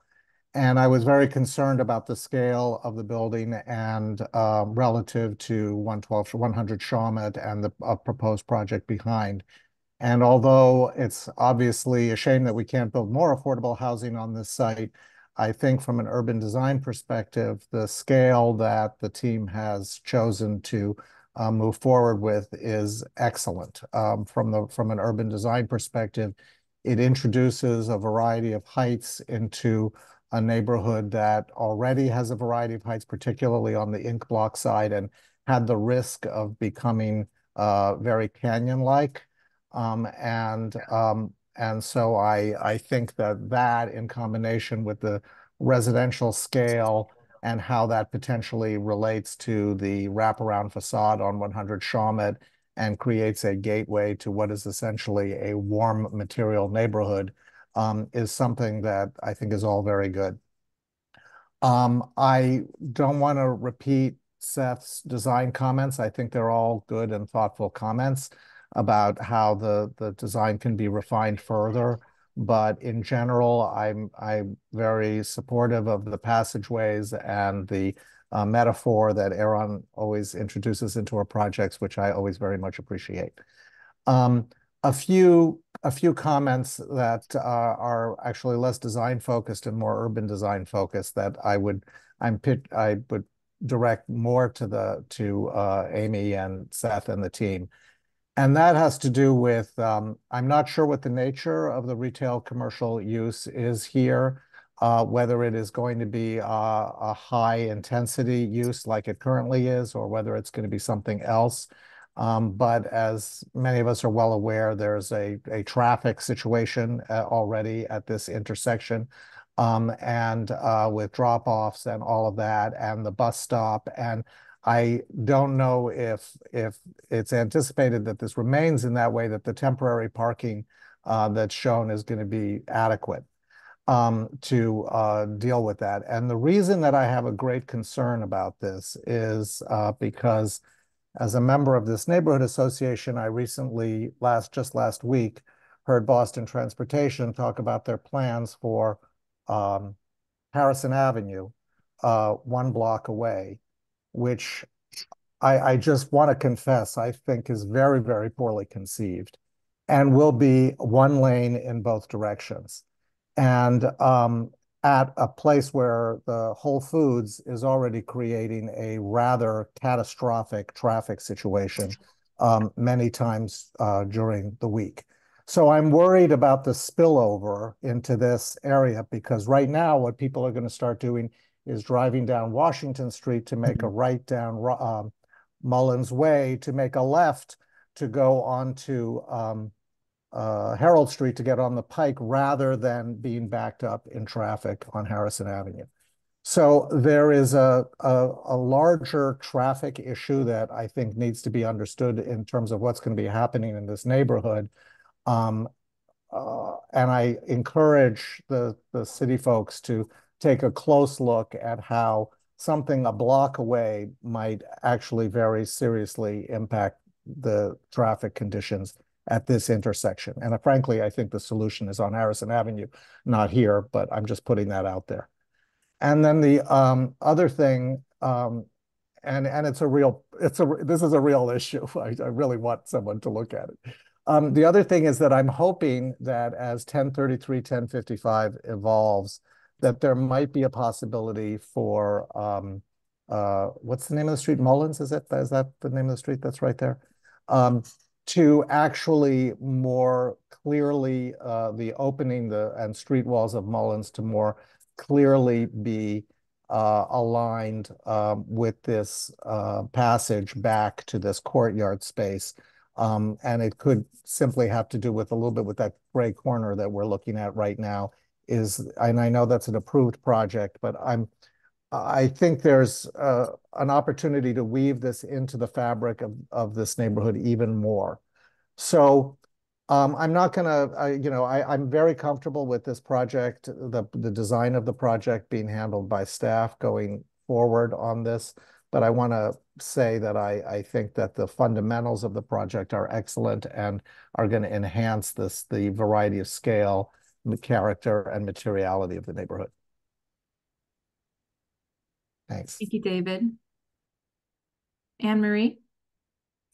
Well, I will follow up on those comments. I can't speak to the transportation issues, but I agree with David Hassine about the overall approach to this project. I think it's very sound. I like the approach to the analogy to the peach blossom spring.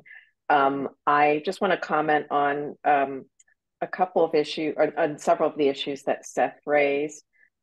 Regarding the passageways, I agree that better articulating them so that they are visible and apparent to the pedestrian would be helpful.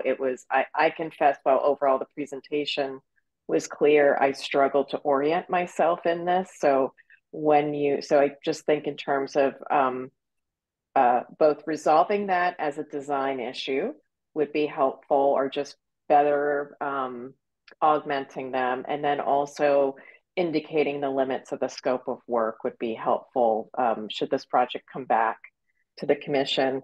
Regarding Seth's comments about the corner articulation and the building identity, as David Hassine mentioned, I guess I'm less familiar with this area than he is. He mentioned something though about the neighborhood fabric, and my instinct is that this building becomes a fabric building less than a calling attention to itself. So I feel less strongly about the need to call out the corner, but certainly just looking at how it relates to the adjoining buildings, would be helpful. Thank you. Thanks, Anne Marie.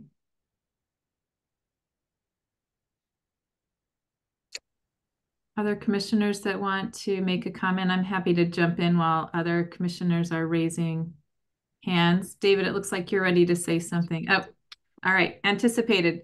David and I both smiled at the peach tree comment, so maybe that's what David's going to talk about. Well, it is a little bit, yes. I wonder, and I'm going to step in into my colleagues' expertise, maybe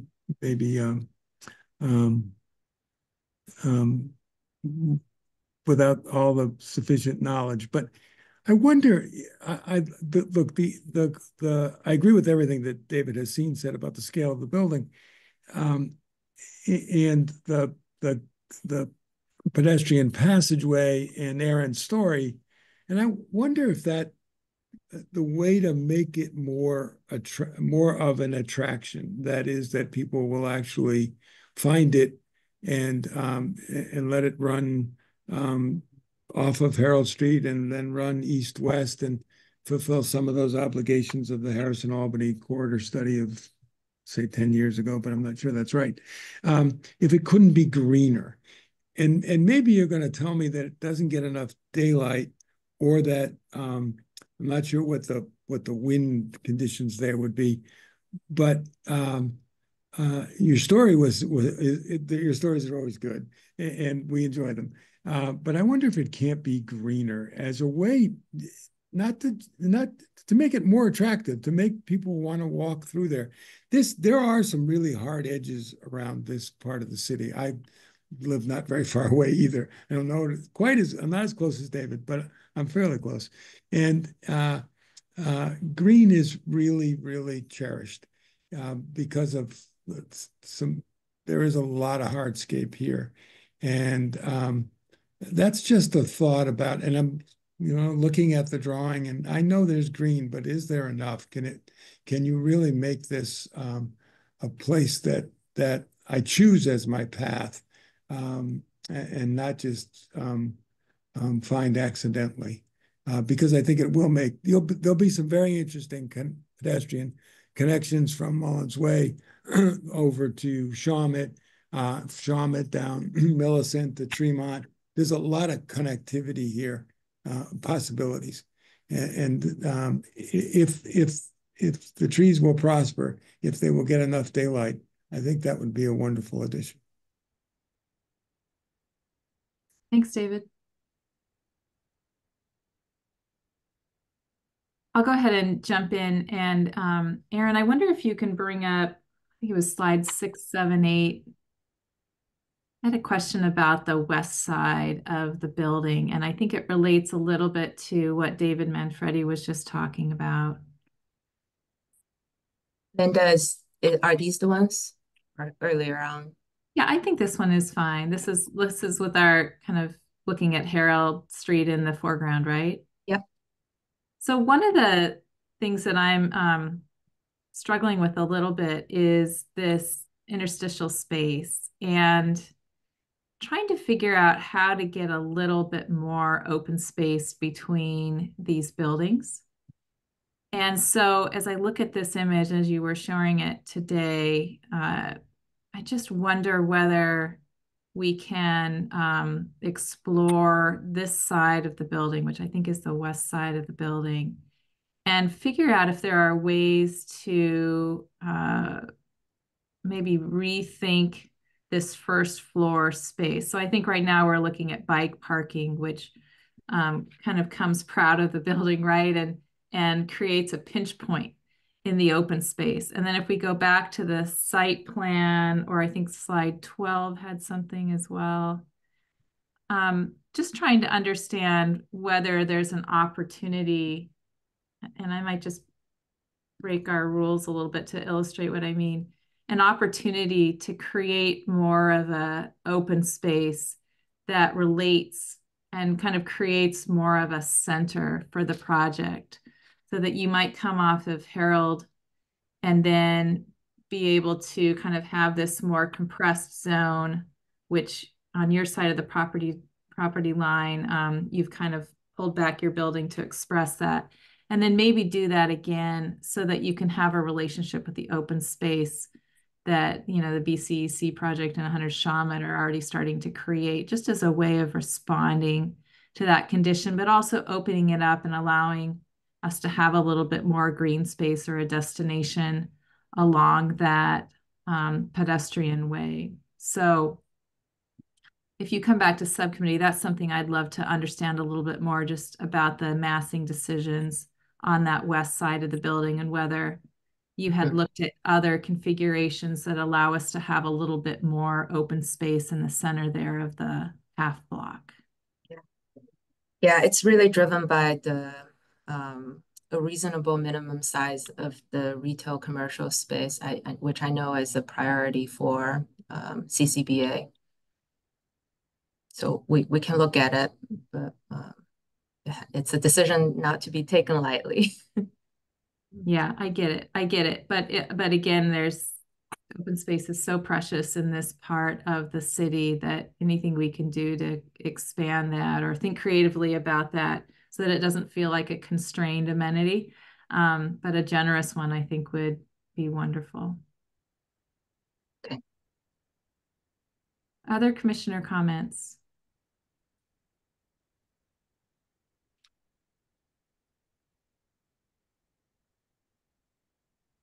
All right, I don't see any other hands up for commissioners. We can come back after the public comment if we need to. Christina or Seth, do we have any public comment? At this time, we'd like to invite any members of the public in attendance who may wish to contribute public testimony to raise your digital hand and staff will call on you. If you've called in by phone, press the number 9 on your dial pad to activate the raised hand function and dial 6 to mute and unmute yourself. Please state your name and any relevant project affiliation information, and please keep your comments to 2 minutes. Commissioners, at this time, I see no hands raised. Thanks, Christina. Appreciate it. So commissioners, floor is back to us if there are any additional comments. I think Aaron and team, there were largely positive feedback to today's presentation. Commissioners, thoughts or motions that we should entertain? I guess my question, I think we gave some pretty thorough feedback, and it sounds like Seth and team are working diligently on some of the more refinements.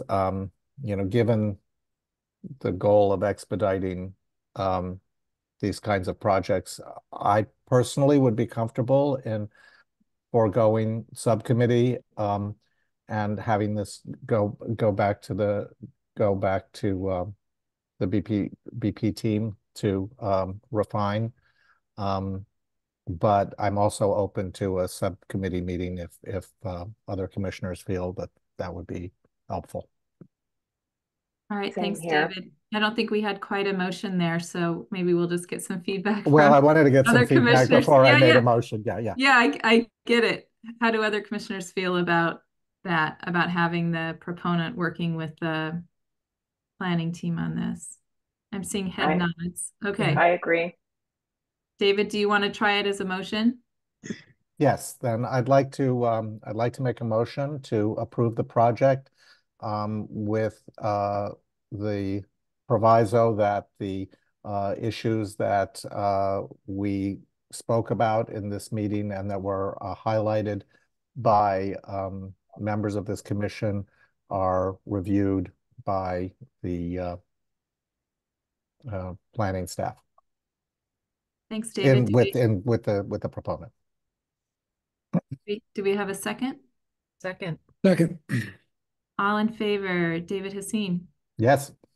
Kathy Kotorides. Yes. Anne Marie Lubenow. Yes. David Manfredi. Yes. I don't know if we have Catherine Morris here with us. And then we have 2 recusal votes. Mimi Love. Recused. And also we have Kirk Sykes. Recused. Thank you. All right, the project is approved. Thanks, everyone. And I'm begging you to talk to BTD. I'm begging you. But congratulations, everyone. We'll look into that, David. Thank you so much. All right, we're on to our last project of the night, which is 83 Leo Birmingham Parkway, which is in Brighton. And Amy, can you start us off on some zoning and background for the project? Absolutely. Next slide. Thank you. So the proposed project is adjacent to several ongoing and recently completed planning processes. Adjacent initiatives are listed here on the screen, Western Ave and Leo Birmingham Parkway, improvements. The Western Ave corridor study and rezoning, the Western Ave Transitway planning and design project, the Alston Brighton needs assessment, and ongoing Alston Brighton community plan. The Western Ave, Birmingham Parkway, Soldiers Field Road intersection and corridor improvement plan is the project that most directly impacts staff review of this proposal, as will be noted later on in the slides. And again, the Allston Brighton Community Plan is an ongoing initiative that will be taken into consideration as this project goes through the review process. The Allston Brighton Needs Assessment noted community concerns about open space and mobility, which also play an important role in the review of the project itself. Next slide, please.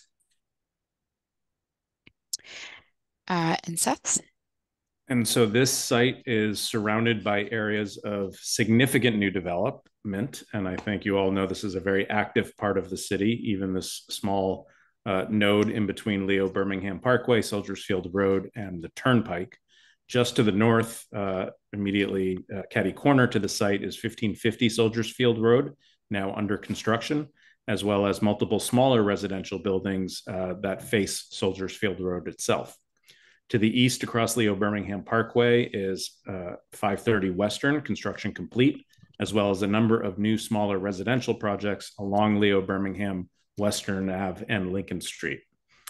Further to the east is the currently under review 250 Everett Street residential project, which is before you all now in subcommittee, as well as the approved residential and lab project at 176 Lincoln Street. And on the other side of the Turnpike, to the southwest, is the recently approved BHA project at Faneuil Gardens that was recently approved by BCDC. And then to the east are a number of new mixed-use projects, larger scale master plan projects with a variety of individual buildings around Boston Landing and Alston Yards. Next, please.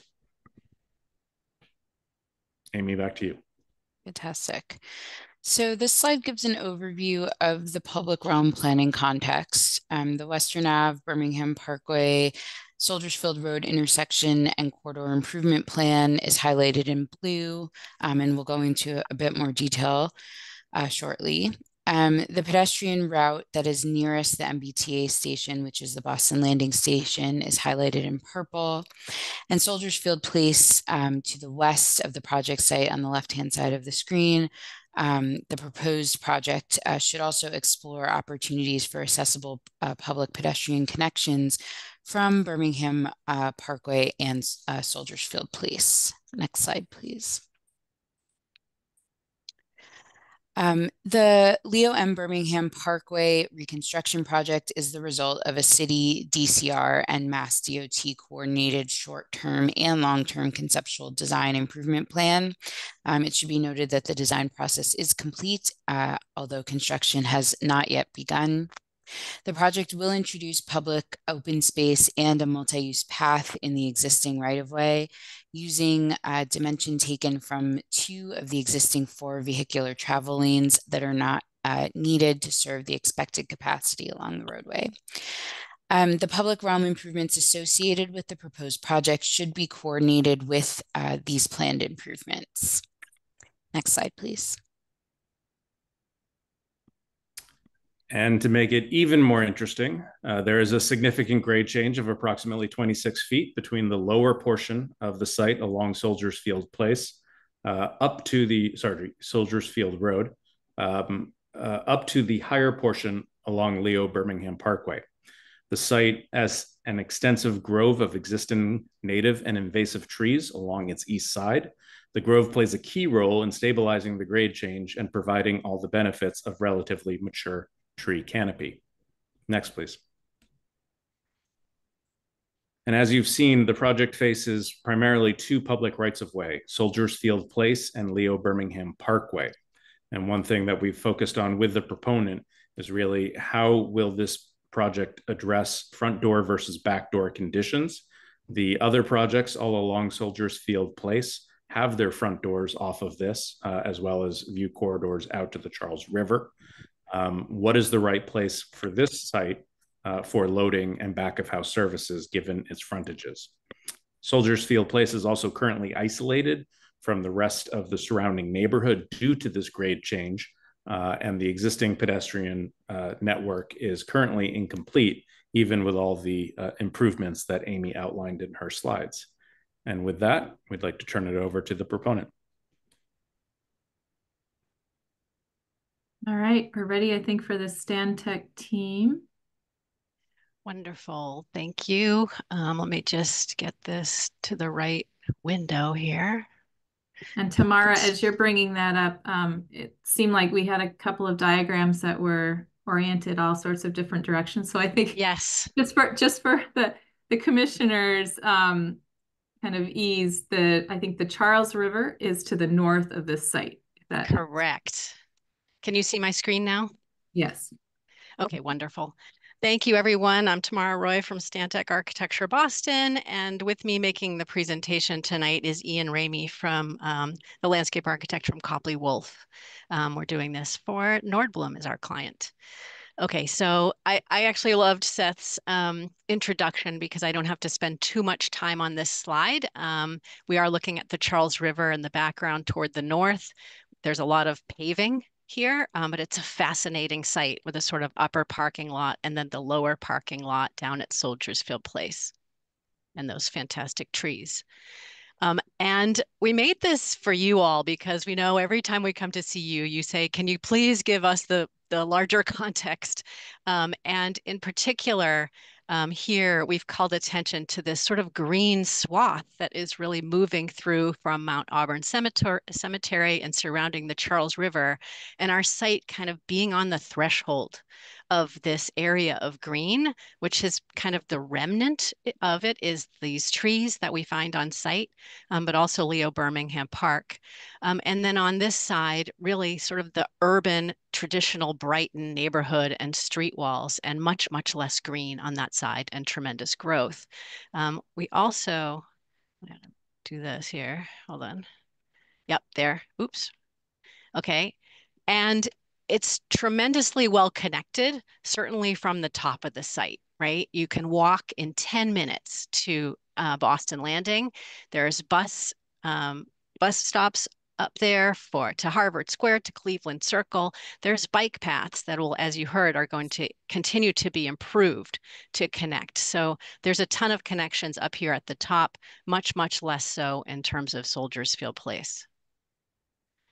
And we just wanted to, really quickly see why is this threshold? And it's really because it's been this site of man versus nature pretty much ever since it started. So it used to be pastoral. It was then a slaughterhouse, then was part of the City Beautiful movement of the Olmsted brothers who created the Charles River Raceway, then became sort of the paving of America, during the 1950s, and now is going on a road diet to kind of rebalance nature and hardscape here. So very important context. And you can see here some of the site conditions, which again are currently quite a lot of asphalt on every side of the site.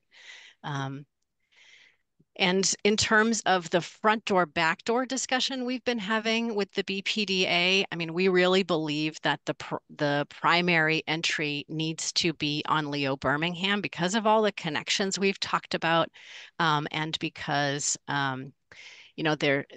this is just the way that all of the residents will want to be going to their jobs, to, in and out of the site. And yet when you look at the rest of the building that has been happening on Soldiers Field Place, most of which, has a kind of awful front yard, if you were to put it on the front yard of Soldiers Field Road, they've chosen to put their front entrances onto Soldiers Field Place and secondary entrances onto Soldiers Field Road, which makes a lot of sense for them.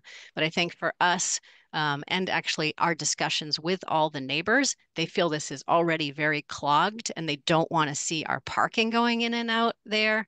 And they were very pleased to see that our loading dock was internal to the building in order to keep that off of Soldiers Field Place.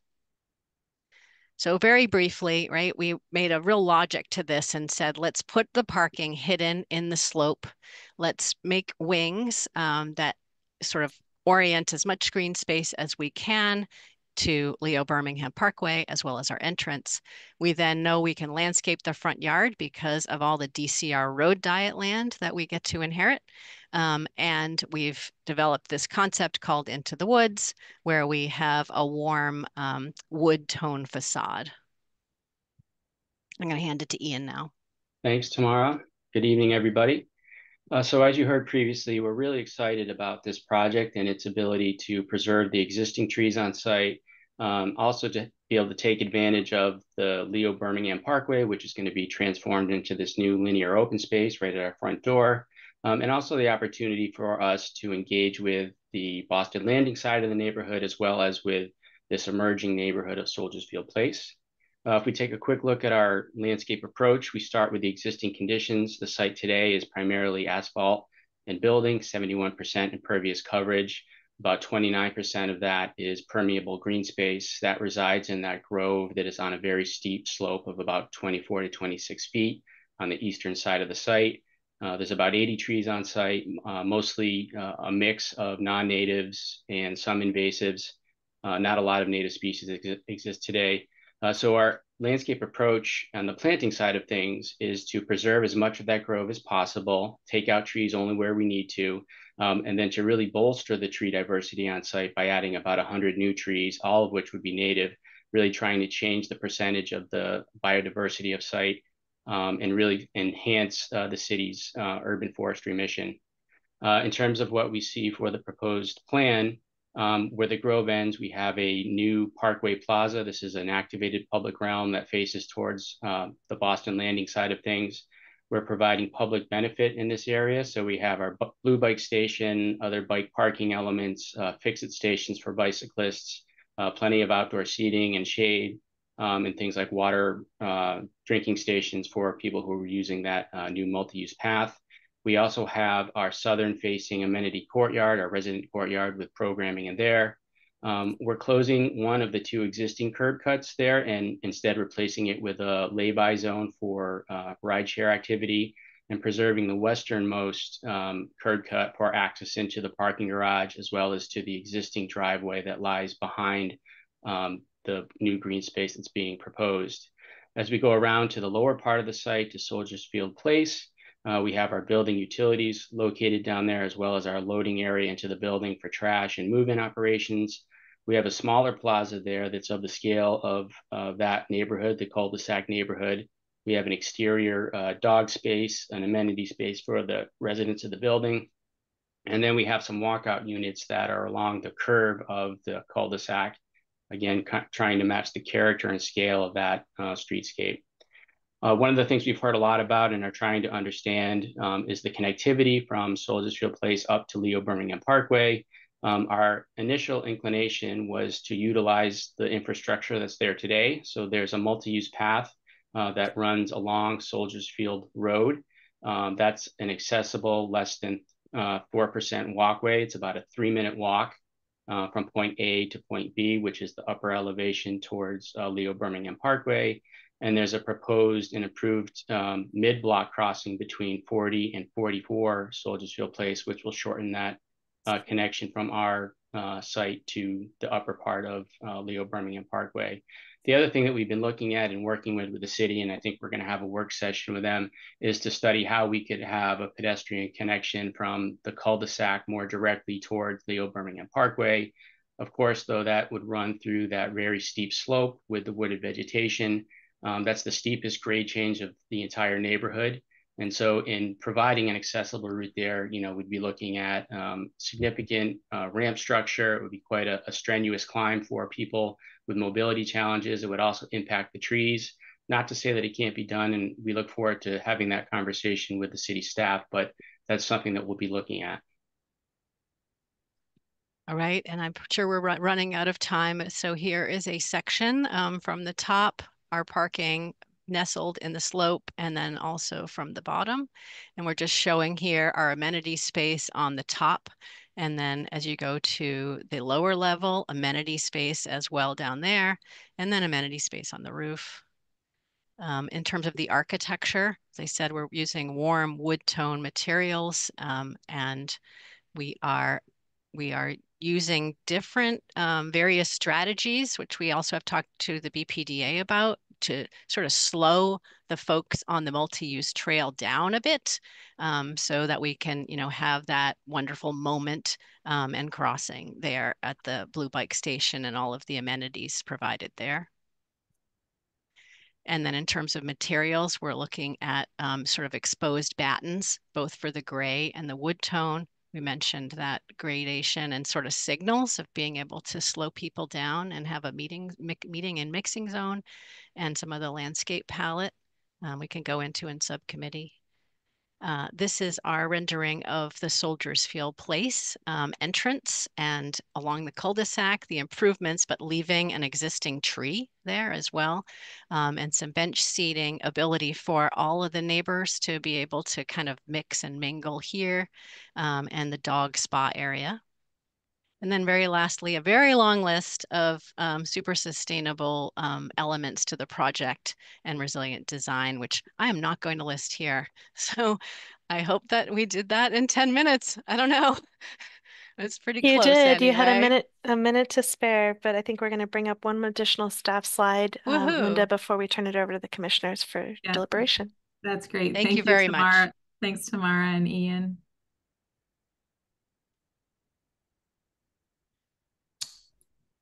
Thank you, Tamara and team. Because of the site's unique location, we think there really is a unique opportunity here to connect the upper and lower levels of the site, improving access for all pedestrians, but especially those residents that face Soldiers Field Road.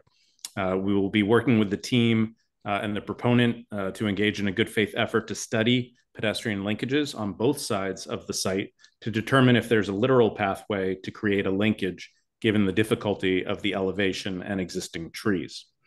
We feel the design team has responded very positively to comments from the design review team, asking them to ensure that all the entries on both streets feel open, public, and welcoming, including the addition of a dog run, small plaza, and residential amenities that face the lower level entrance along Soldiers Field Place.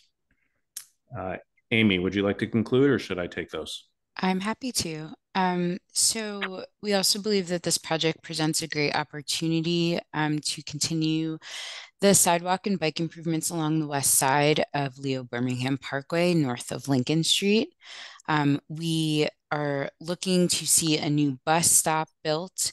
The current DCR project does not include the entirety of this edge, and the planning department believes this is a great opportunity for the area to have a separated and dedicated pedestrian sidewalk in addition to the DCR shared use path to encourage safety and access to the new project. And I believe that concludes our slides.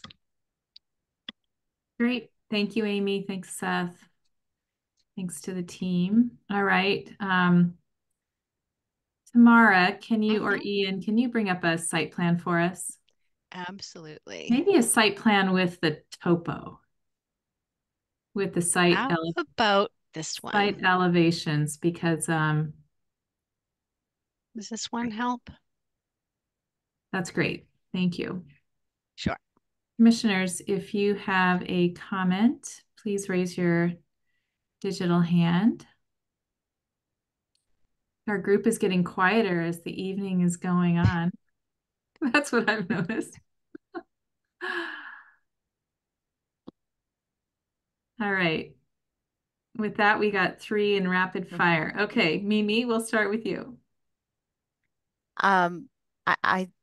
There's a lot to like about this project, honestly. I think the way that they've handled the section is, I'm starting to understand it more clearly, but it feels like it just seamlessly integrates into the topography pretty nicely. I think the one thing that it does present an interesting, thing to think about is the amenity space and how it's level with the public realm space and what that looks like. I don't think we want it to look very fenced off, but yet I'm sure that there's a boundary that you want to set for the residents of this development. So I think that's something I'd love to understand a little bit more in, subcommittee to see how that feels both an extension of the public realm and without it looking too closed off. I'm also curious about the drop off. In general, it feels like the right place, but it's neither in front of one building or in front of the public, the open space. And I'm just curious about, is that the right location? And so maybe a little bit more thought about why that seems to be an ideal spot for you. And I think the last one is honestly just something to consider. The materials are nice in that it's simple. It's this wood panel and the darker batten strategy. I just wonder if a little bit more variety in the wood might be interesting for each of the fingers. Something to think about in terms of material choices. Great, thank you. Can I just clarify then, if you see my arrow, I'm just pointing, you're talking about the boundary here, between the courtyard and the public space. Thanks. Thank you, Mimi. David Haseen. Yeah, I'm not sure I was next, but that's okay. I think this is a very nice project, and I think it's accomplishing a lot of things. And I agree with staff's recommendations about some sort of a pedestrian connection, even if it's not able to be an accessible one, from the high and low points of the site, because I think that will be a real, will help activate Soldiers Field Place as a more pedestrianized environment. And so I think that's a good idea. I am curious in this situation with all these traffic conditions, and this gets to the issue of where the front door is where does the Uber go here? Like where does the Uber stop? Right here. Right there. Yep. Oh, so that's the, I see. So there's a room for like 3 cars or something like that. Yeah. Correct. Okay. Well, that's the answer then. I was just curious. I am a little bit concerned about, all the activity right there, the bikes, the Uber drop off, the front door. I think you're managing it very well in the design process, but it does feel a little tight. But that being said, I very much like the architectural direction of the project. At first, when I first saw it and I saw the jigs and jogs, I was a little nervous that the expression might be visually very busy, but actually it's very calming. The way you've applied the materials and the sense of overlap, I think that's very nice, and a nice softer edge to this green space. And anything that you can do, I think, I mean, the dog run, the individual entrances that you've proposed at the lower Soldiers Field Place, anything that your project can do to make Soldiers Field Place charming, for lack of a better word, is something that I would highly encourage you to do, even if it's not necessarily the front door. Because I could see personally, if I was living there, I know that, maybe my bus and all of that stuff and is out the front door, but I feel like I would naturally want to feel like Soldiers Field Place was my neighborhood, where I could walk around with my dog, maybe go over to the park. That feels like a really positive thing, which is one reason why I'm excited to not put too much traffic on it, to keep it more pedestrian and lane-like. But anyway, those are my thoughts. Nice project tomorrow. Thank you, David. I just want to say that the shaping was really, we called it anti-boxitecture, which I'm sure you see a lot of. Yes, thank you. Thanks for that. Into the Woods anti-boxitecture. That is a mouthful. All right. The next on my screen is Anne Marie. Thank you. I thought somebody else had their hand up. I'm happy to go. I share my colleagues' comments in praise of the project. I also just want to echo David Hassein's comment about the entrance, that I had the same intuitive reaction that, like, I don't care where you tell me I should be going in and out, I would want to go to Soldiers Field Place. So I'm just wondering, you know, as you think about the design, and I also have the question that for all you've done to make it anti-boxitecture or whatever the term was, I am always looking for the entrance. So particularly because you've got this really nice landscape site, you know, how do you really help somebody identify where it is? And I can't help but wonder, you know, I just look at all the busyness of that intersection at Leo and Birmingham Parkway and, you know, wonder, is that the best entrance? Or, and I think I'm pointing in the direction of where the surface entry is, but my instinct is, you know, can you get it? You've got all this wonderful green space. Is there a way to create an entrance that feels like a little bit of respite from the busyness rather than dodging all the other activity? So I think that, you know, as you consider the comments from the planning staff about how do you connect Soldiers Field Place with Leo Birmingham Parkway, maybe within all that, somehow there's a way to create more of a sense of a distinctive entrance to the place, or to help, you know, kind of create some association of an entrance that helps to counter the appeal of Soldiers Field Place. I hope that makes sense. I felt a little rambling. I got you all the way until that last sentence. Distinctive but countering Soldiers Field Place. I'm not well, sure. sorry, yes, that was not a that? Let me clarify. Yes. So how can you, I think what I would recommend is taking another look at how you address the entrances to the building, how in the architecture of them you distinguish between kind of a main entrance versus kind of a neighborhood entrance. Yeah. And in the architecture of the building, help guide people to that place. So how can you create a sense of entrance to the place that's more than just a drop off, you know, a curb cut? Got it. Thank you. Thank you, Anne Marie. David Manfredi. Thanks, Linda. I think you've made a lot of really good decisions here about siting the building, about the footprint of the building, the use of the reclaimed or newfound space, public realm kinds of space. I've always wondered how Leo Birmingham Parkway got to be such a thing.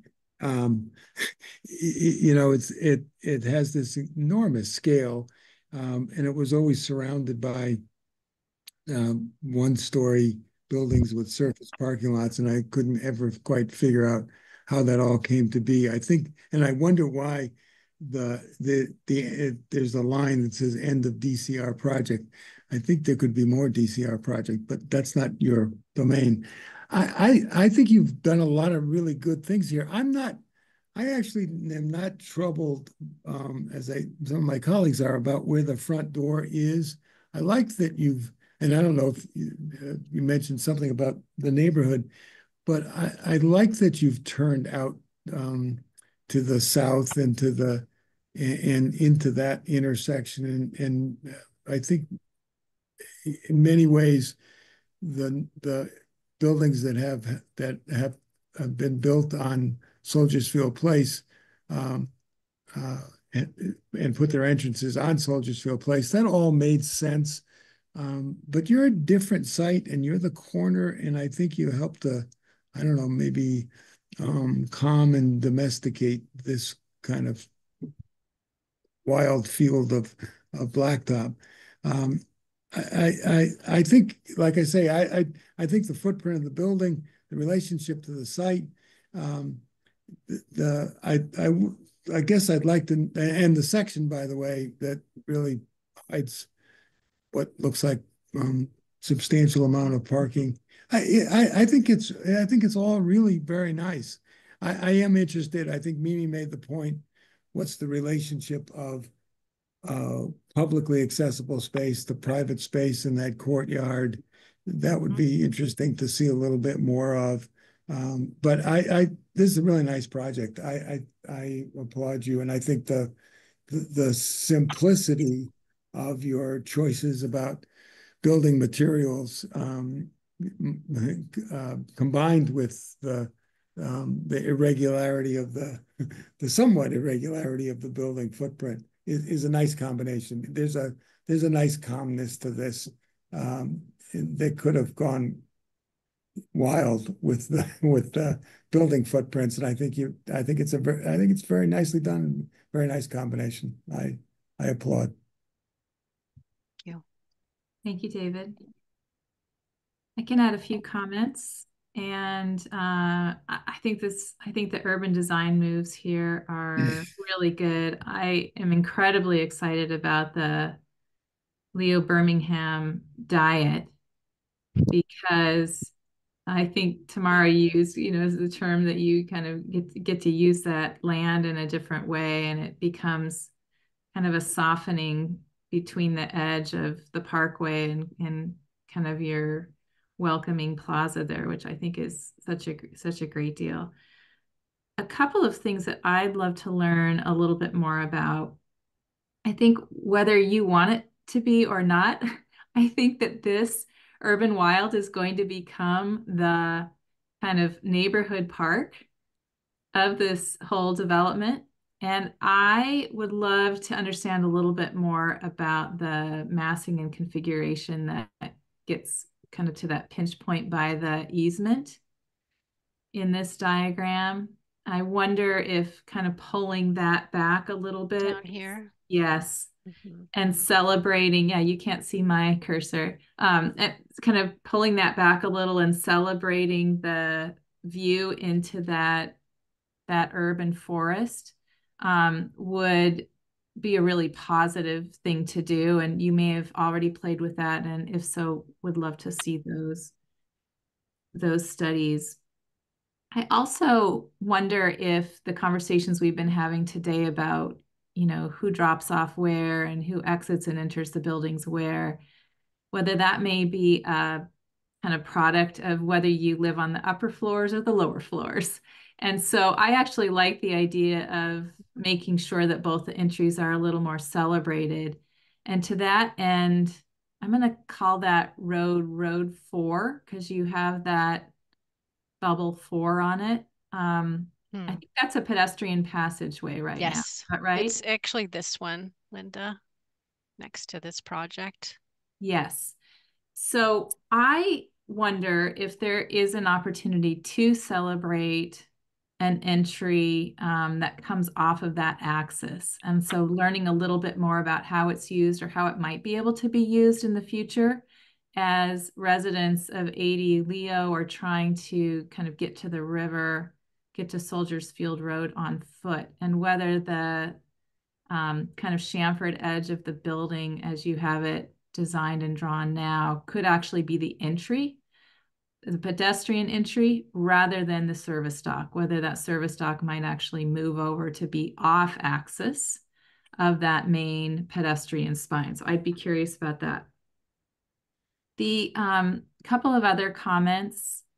Thank you for bringing that section in. I would love to see a few more sections. For instance, I think what's happening is that the main entry courtyard is you've brought in, fill. So that is a kind of flat at grade surface, but I'm not sure what's happening if you move your cursor to the east. Yes. So in that way, does the remnant forest, is that flush to kind of the Leo Birmingham there, but then it falls down slope to where the private patios are. So just a little bit more information there. And like Mimi said, how do those private patios get experienced? And, were there thoughts about having more of a band of patios that created the transition from the building facade into the green space rather than kind of these teeth that come out? So I'd love to know that as well. But in general, and one last question. I'm just curious how the parking is hidden from Soldiers Field Place. I think I just missed, I either missed that or it wasn't in the slide deck, just in terms of whether there's a band of kind of oh yeah, sorry, this is flipping too quickly. But here, okay. Tamara, before you answer, there's the parking, and here's everything wrapped around it. So you actually literally don't perceive the parking anywhere. Great. Okay, great. So it actually has a wrapped front here. too. Yeah, it's wrapped perfect. here. It's in a slope here, and you can't see it here. Great. Thank you for pointing that out. Happy to do that. I realize I missed it. Christina, are you giving us a warning? Yes. Okay. Can I just chime in with two minor things that follow up on Linda? One, it would be nice if you are coming back to subcommittee. I think it would be nice to get a feel of what it's like at the turnabout at Soldiers Field Place. Just what is that? You know, some renderings or some views that show the concealed parking, the dog park, all of that. I know you had a little bit of that, but I think it would be, to Linda's point about the walkout terraces and stuff, to sort of understand that edge a little bit better. Sure. And the other question I have is there an opportunity, as we're thinking about that pathway that goes around, and Linda was talking about that pinch point, that looks like the turnaround looks like a big asphalt, something that needs to go on a diet. Is there an opportunity for a green space at the center of that turnabout that would organize traffic and further extend that sense of green and charm into that lower area, and prevent that from becoming an unpleasant, sort of chaotic parking turnaround? So that's, and I'm sure that's a discussion with our friends at BTD, but nonetheless, that might be a nice opportunity. Okay, great. Does BTD have control of Soldiers Field Place? Todd, do you want to answer that one? Yeah. I don't know. How's that for an answer? I didn't know if it was private. Yeah, to David's point. Everything else is DCR. Okay. All right. It's definitely off of our site. Yeah. Any other commissioner comments before we ask for public comment? All right, Christina, I don't see any more commissioner hands, so we can move to public comment. Excellent. I am very sorry, but I seem to have closed my prompt for soliciting public comment. So at this time, if a member of the public wishes to contribute public testimony, we ask that you raise your digital hand and staff will call on you. If you're calling in by phone, please press the number 6, I believe. Oh, *9 to mute and unmute yourself, and staff will call on you. Please state your name and any relevant project affiliation information, and please keep your comments to 2 minutes. I did that off the top of my head. Very good. Thank you. Okay, commissioners, at this time, I see no hands raised, so we're going to close the public comment period. Thank you, Christina. All right, commissioners, do we have a motion? Maybe a quick conversation first. So this one is a hard project because I think it's in really, really good shape, so much that I feel like the planning staff could take it over. My only comment is that we don't have a landscape architect on tonight, and I just wonder, does that encourage us to have them come back to subcommittee? And so I'm throwing that out as a prompt. Yeah, I was thinking, I was having the exact same thought. But all the comments have really been focused around the landscape around the front entrance and around the turnaround at the lower level and the possible connection between the two. It seems to me that's very specific, and we could ask, maybe it's just a matter of the landscape architect and one or two of our landscape folks having a meeting, a subcommittee meeting focused around that issue, bringing that expertise together, or Linda, whoever wants to be part of that. That might make sense, and then have it after that go back to staff.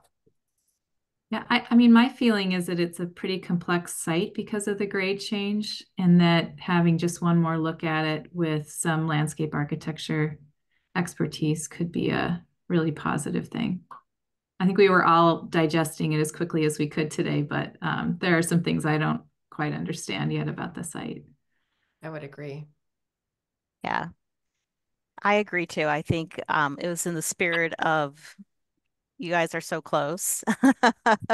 And, I think I'll just make a motion to have this project come back to subcommittee for a review primarily on the landscape and some of the connections that we talked about on I guess that's the east side of the plan.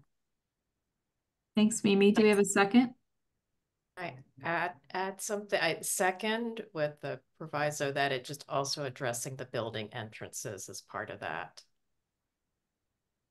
It looks like David. Sure. Great. Christina, did you get that proviso?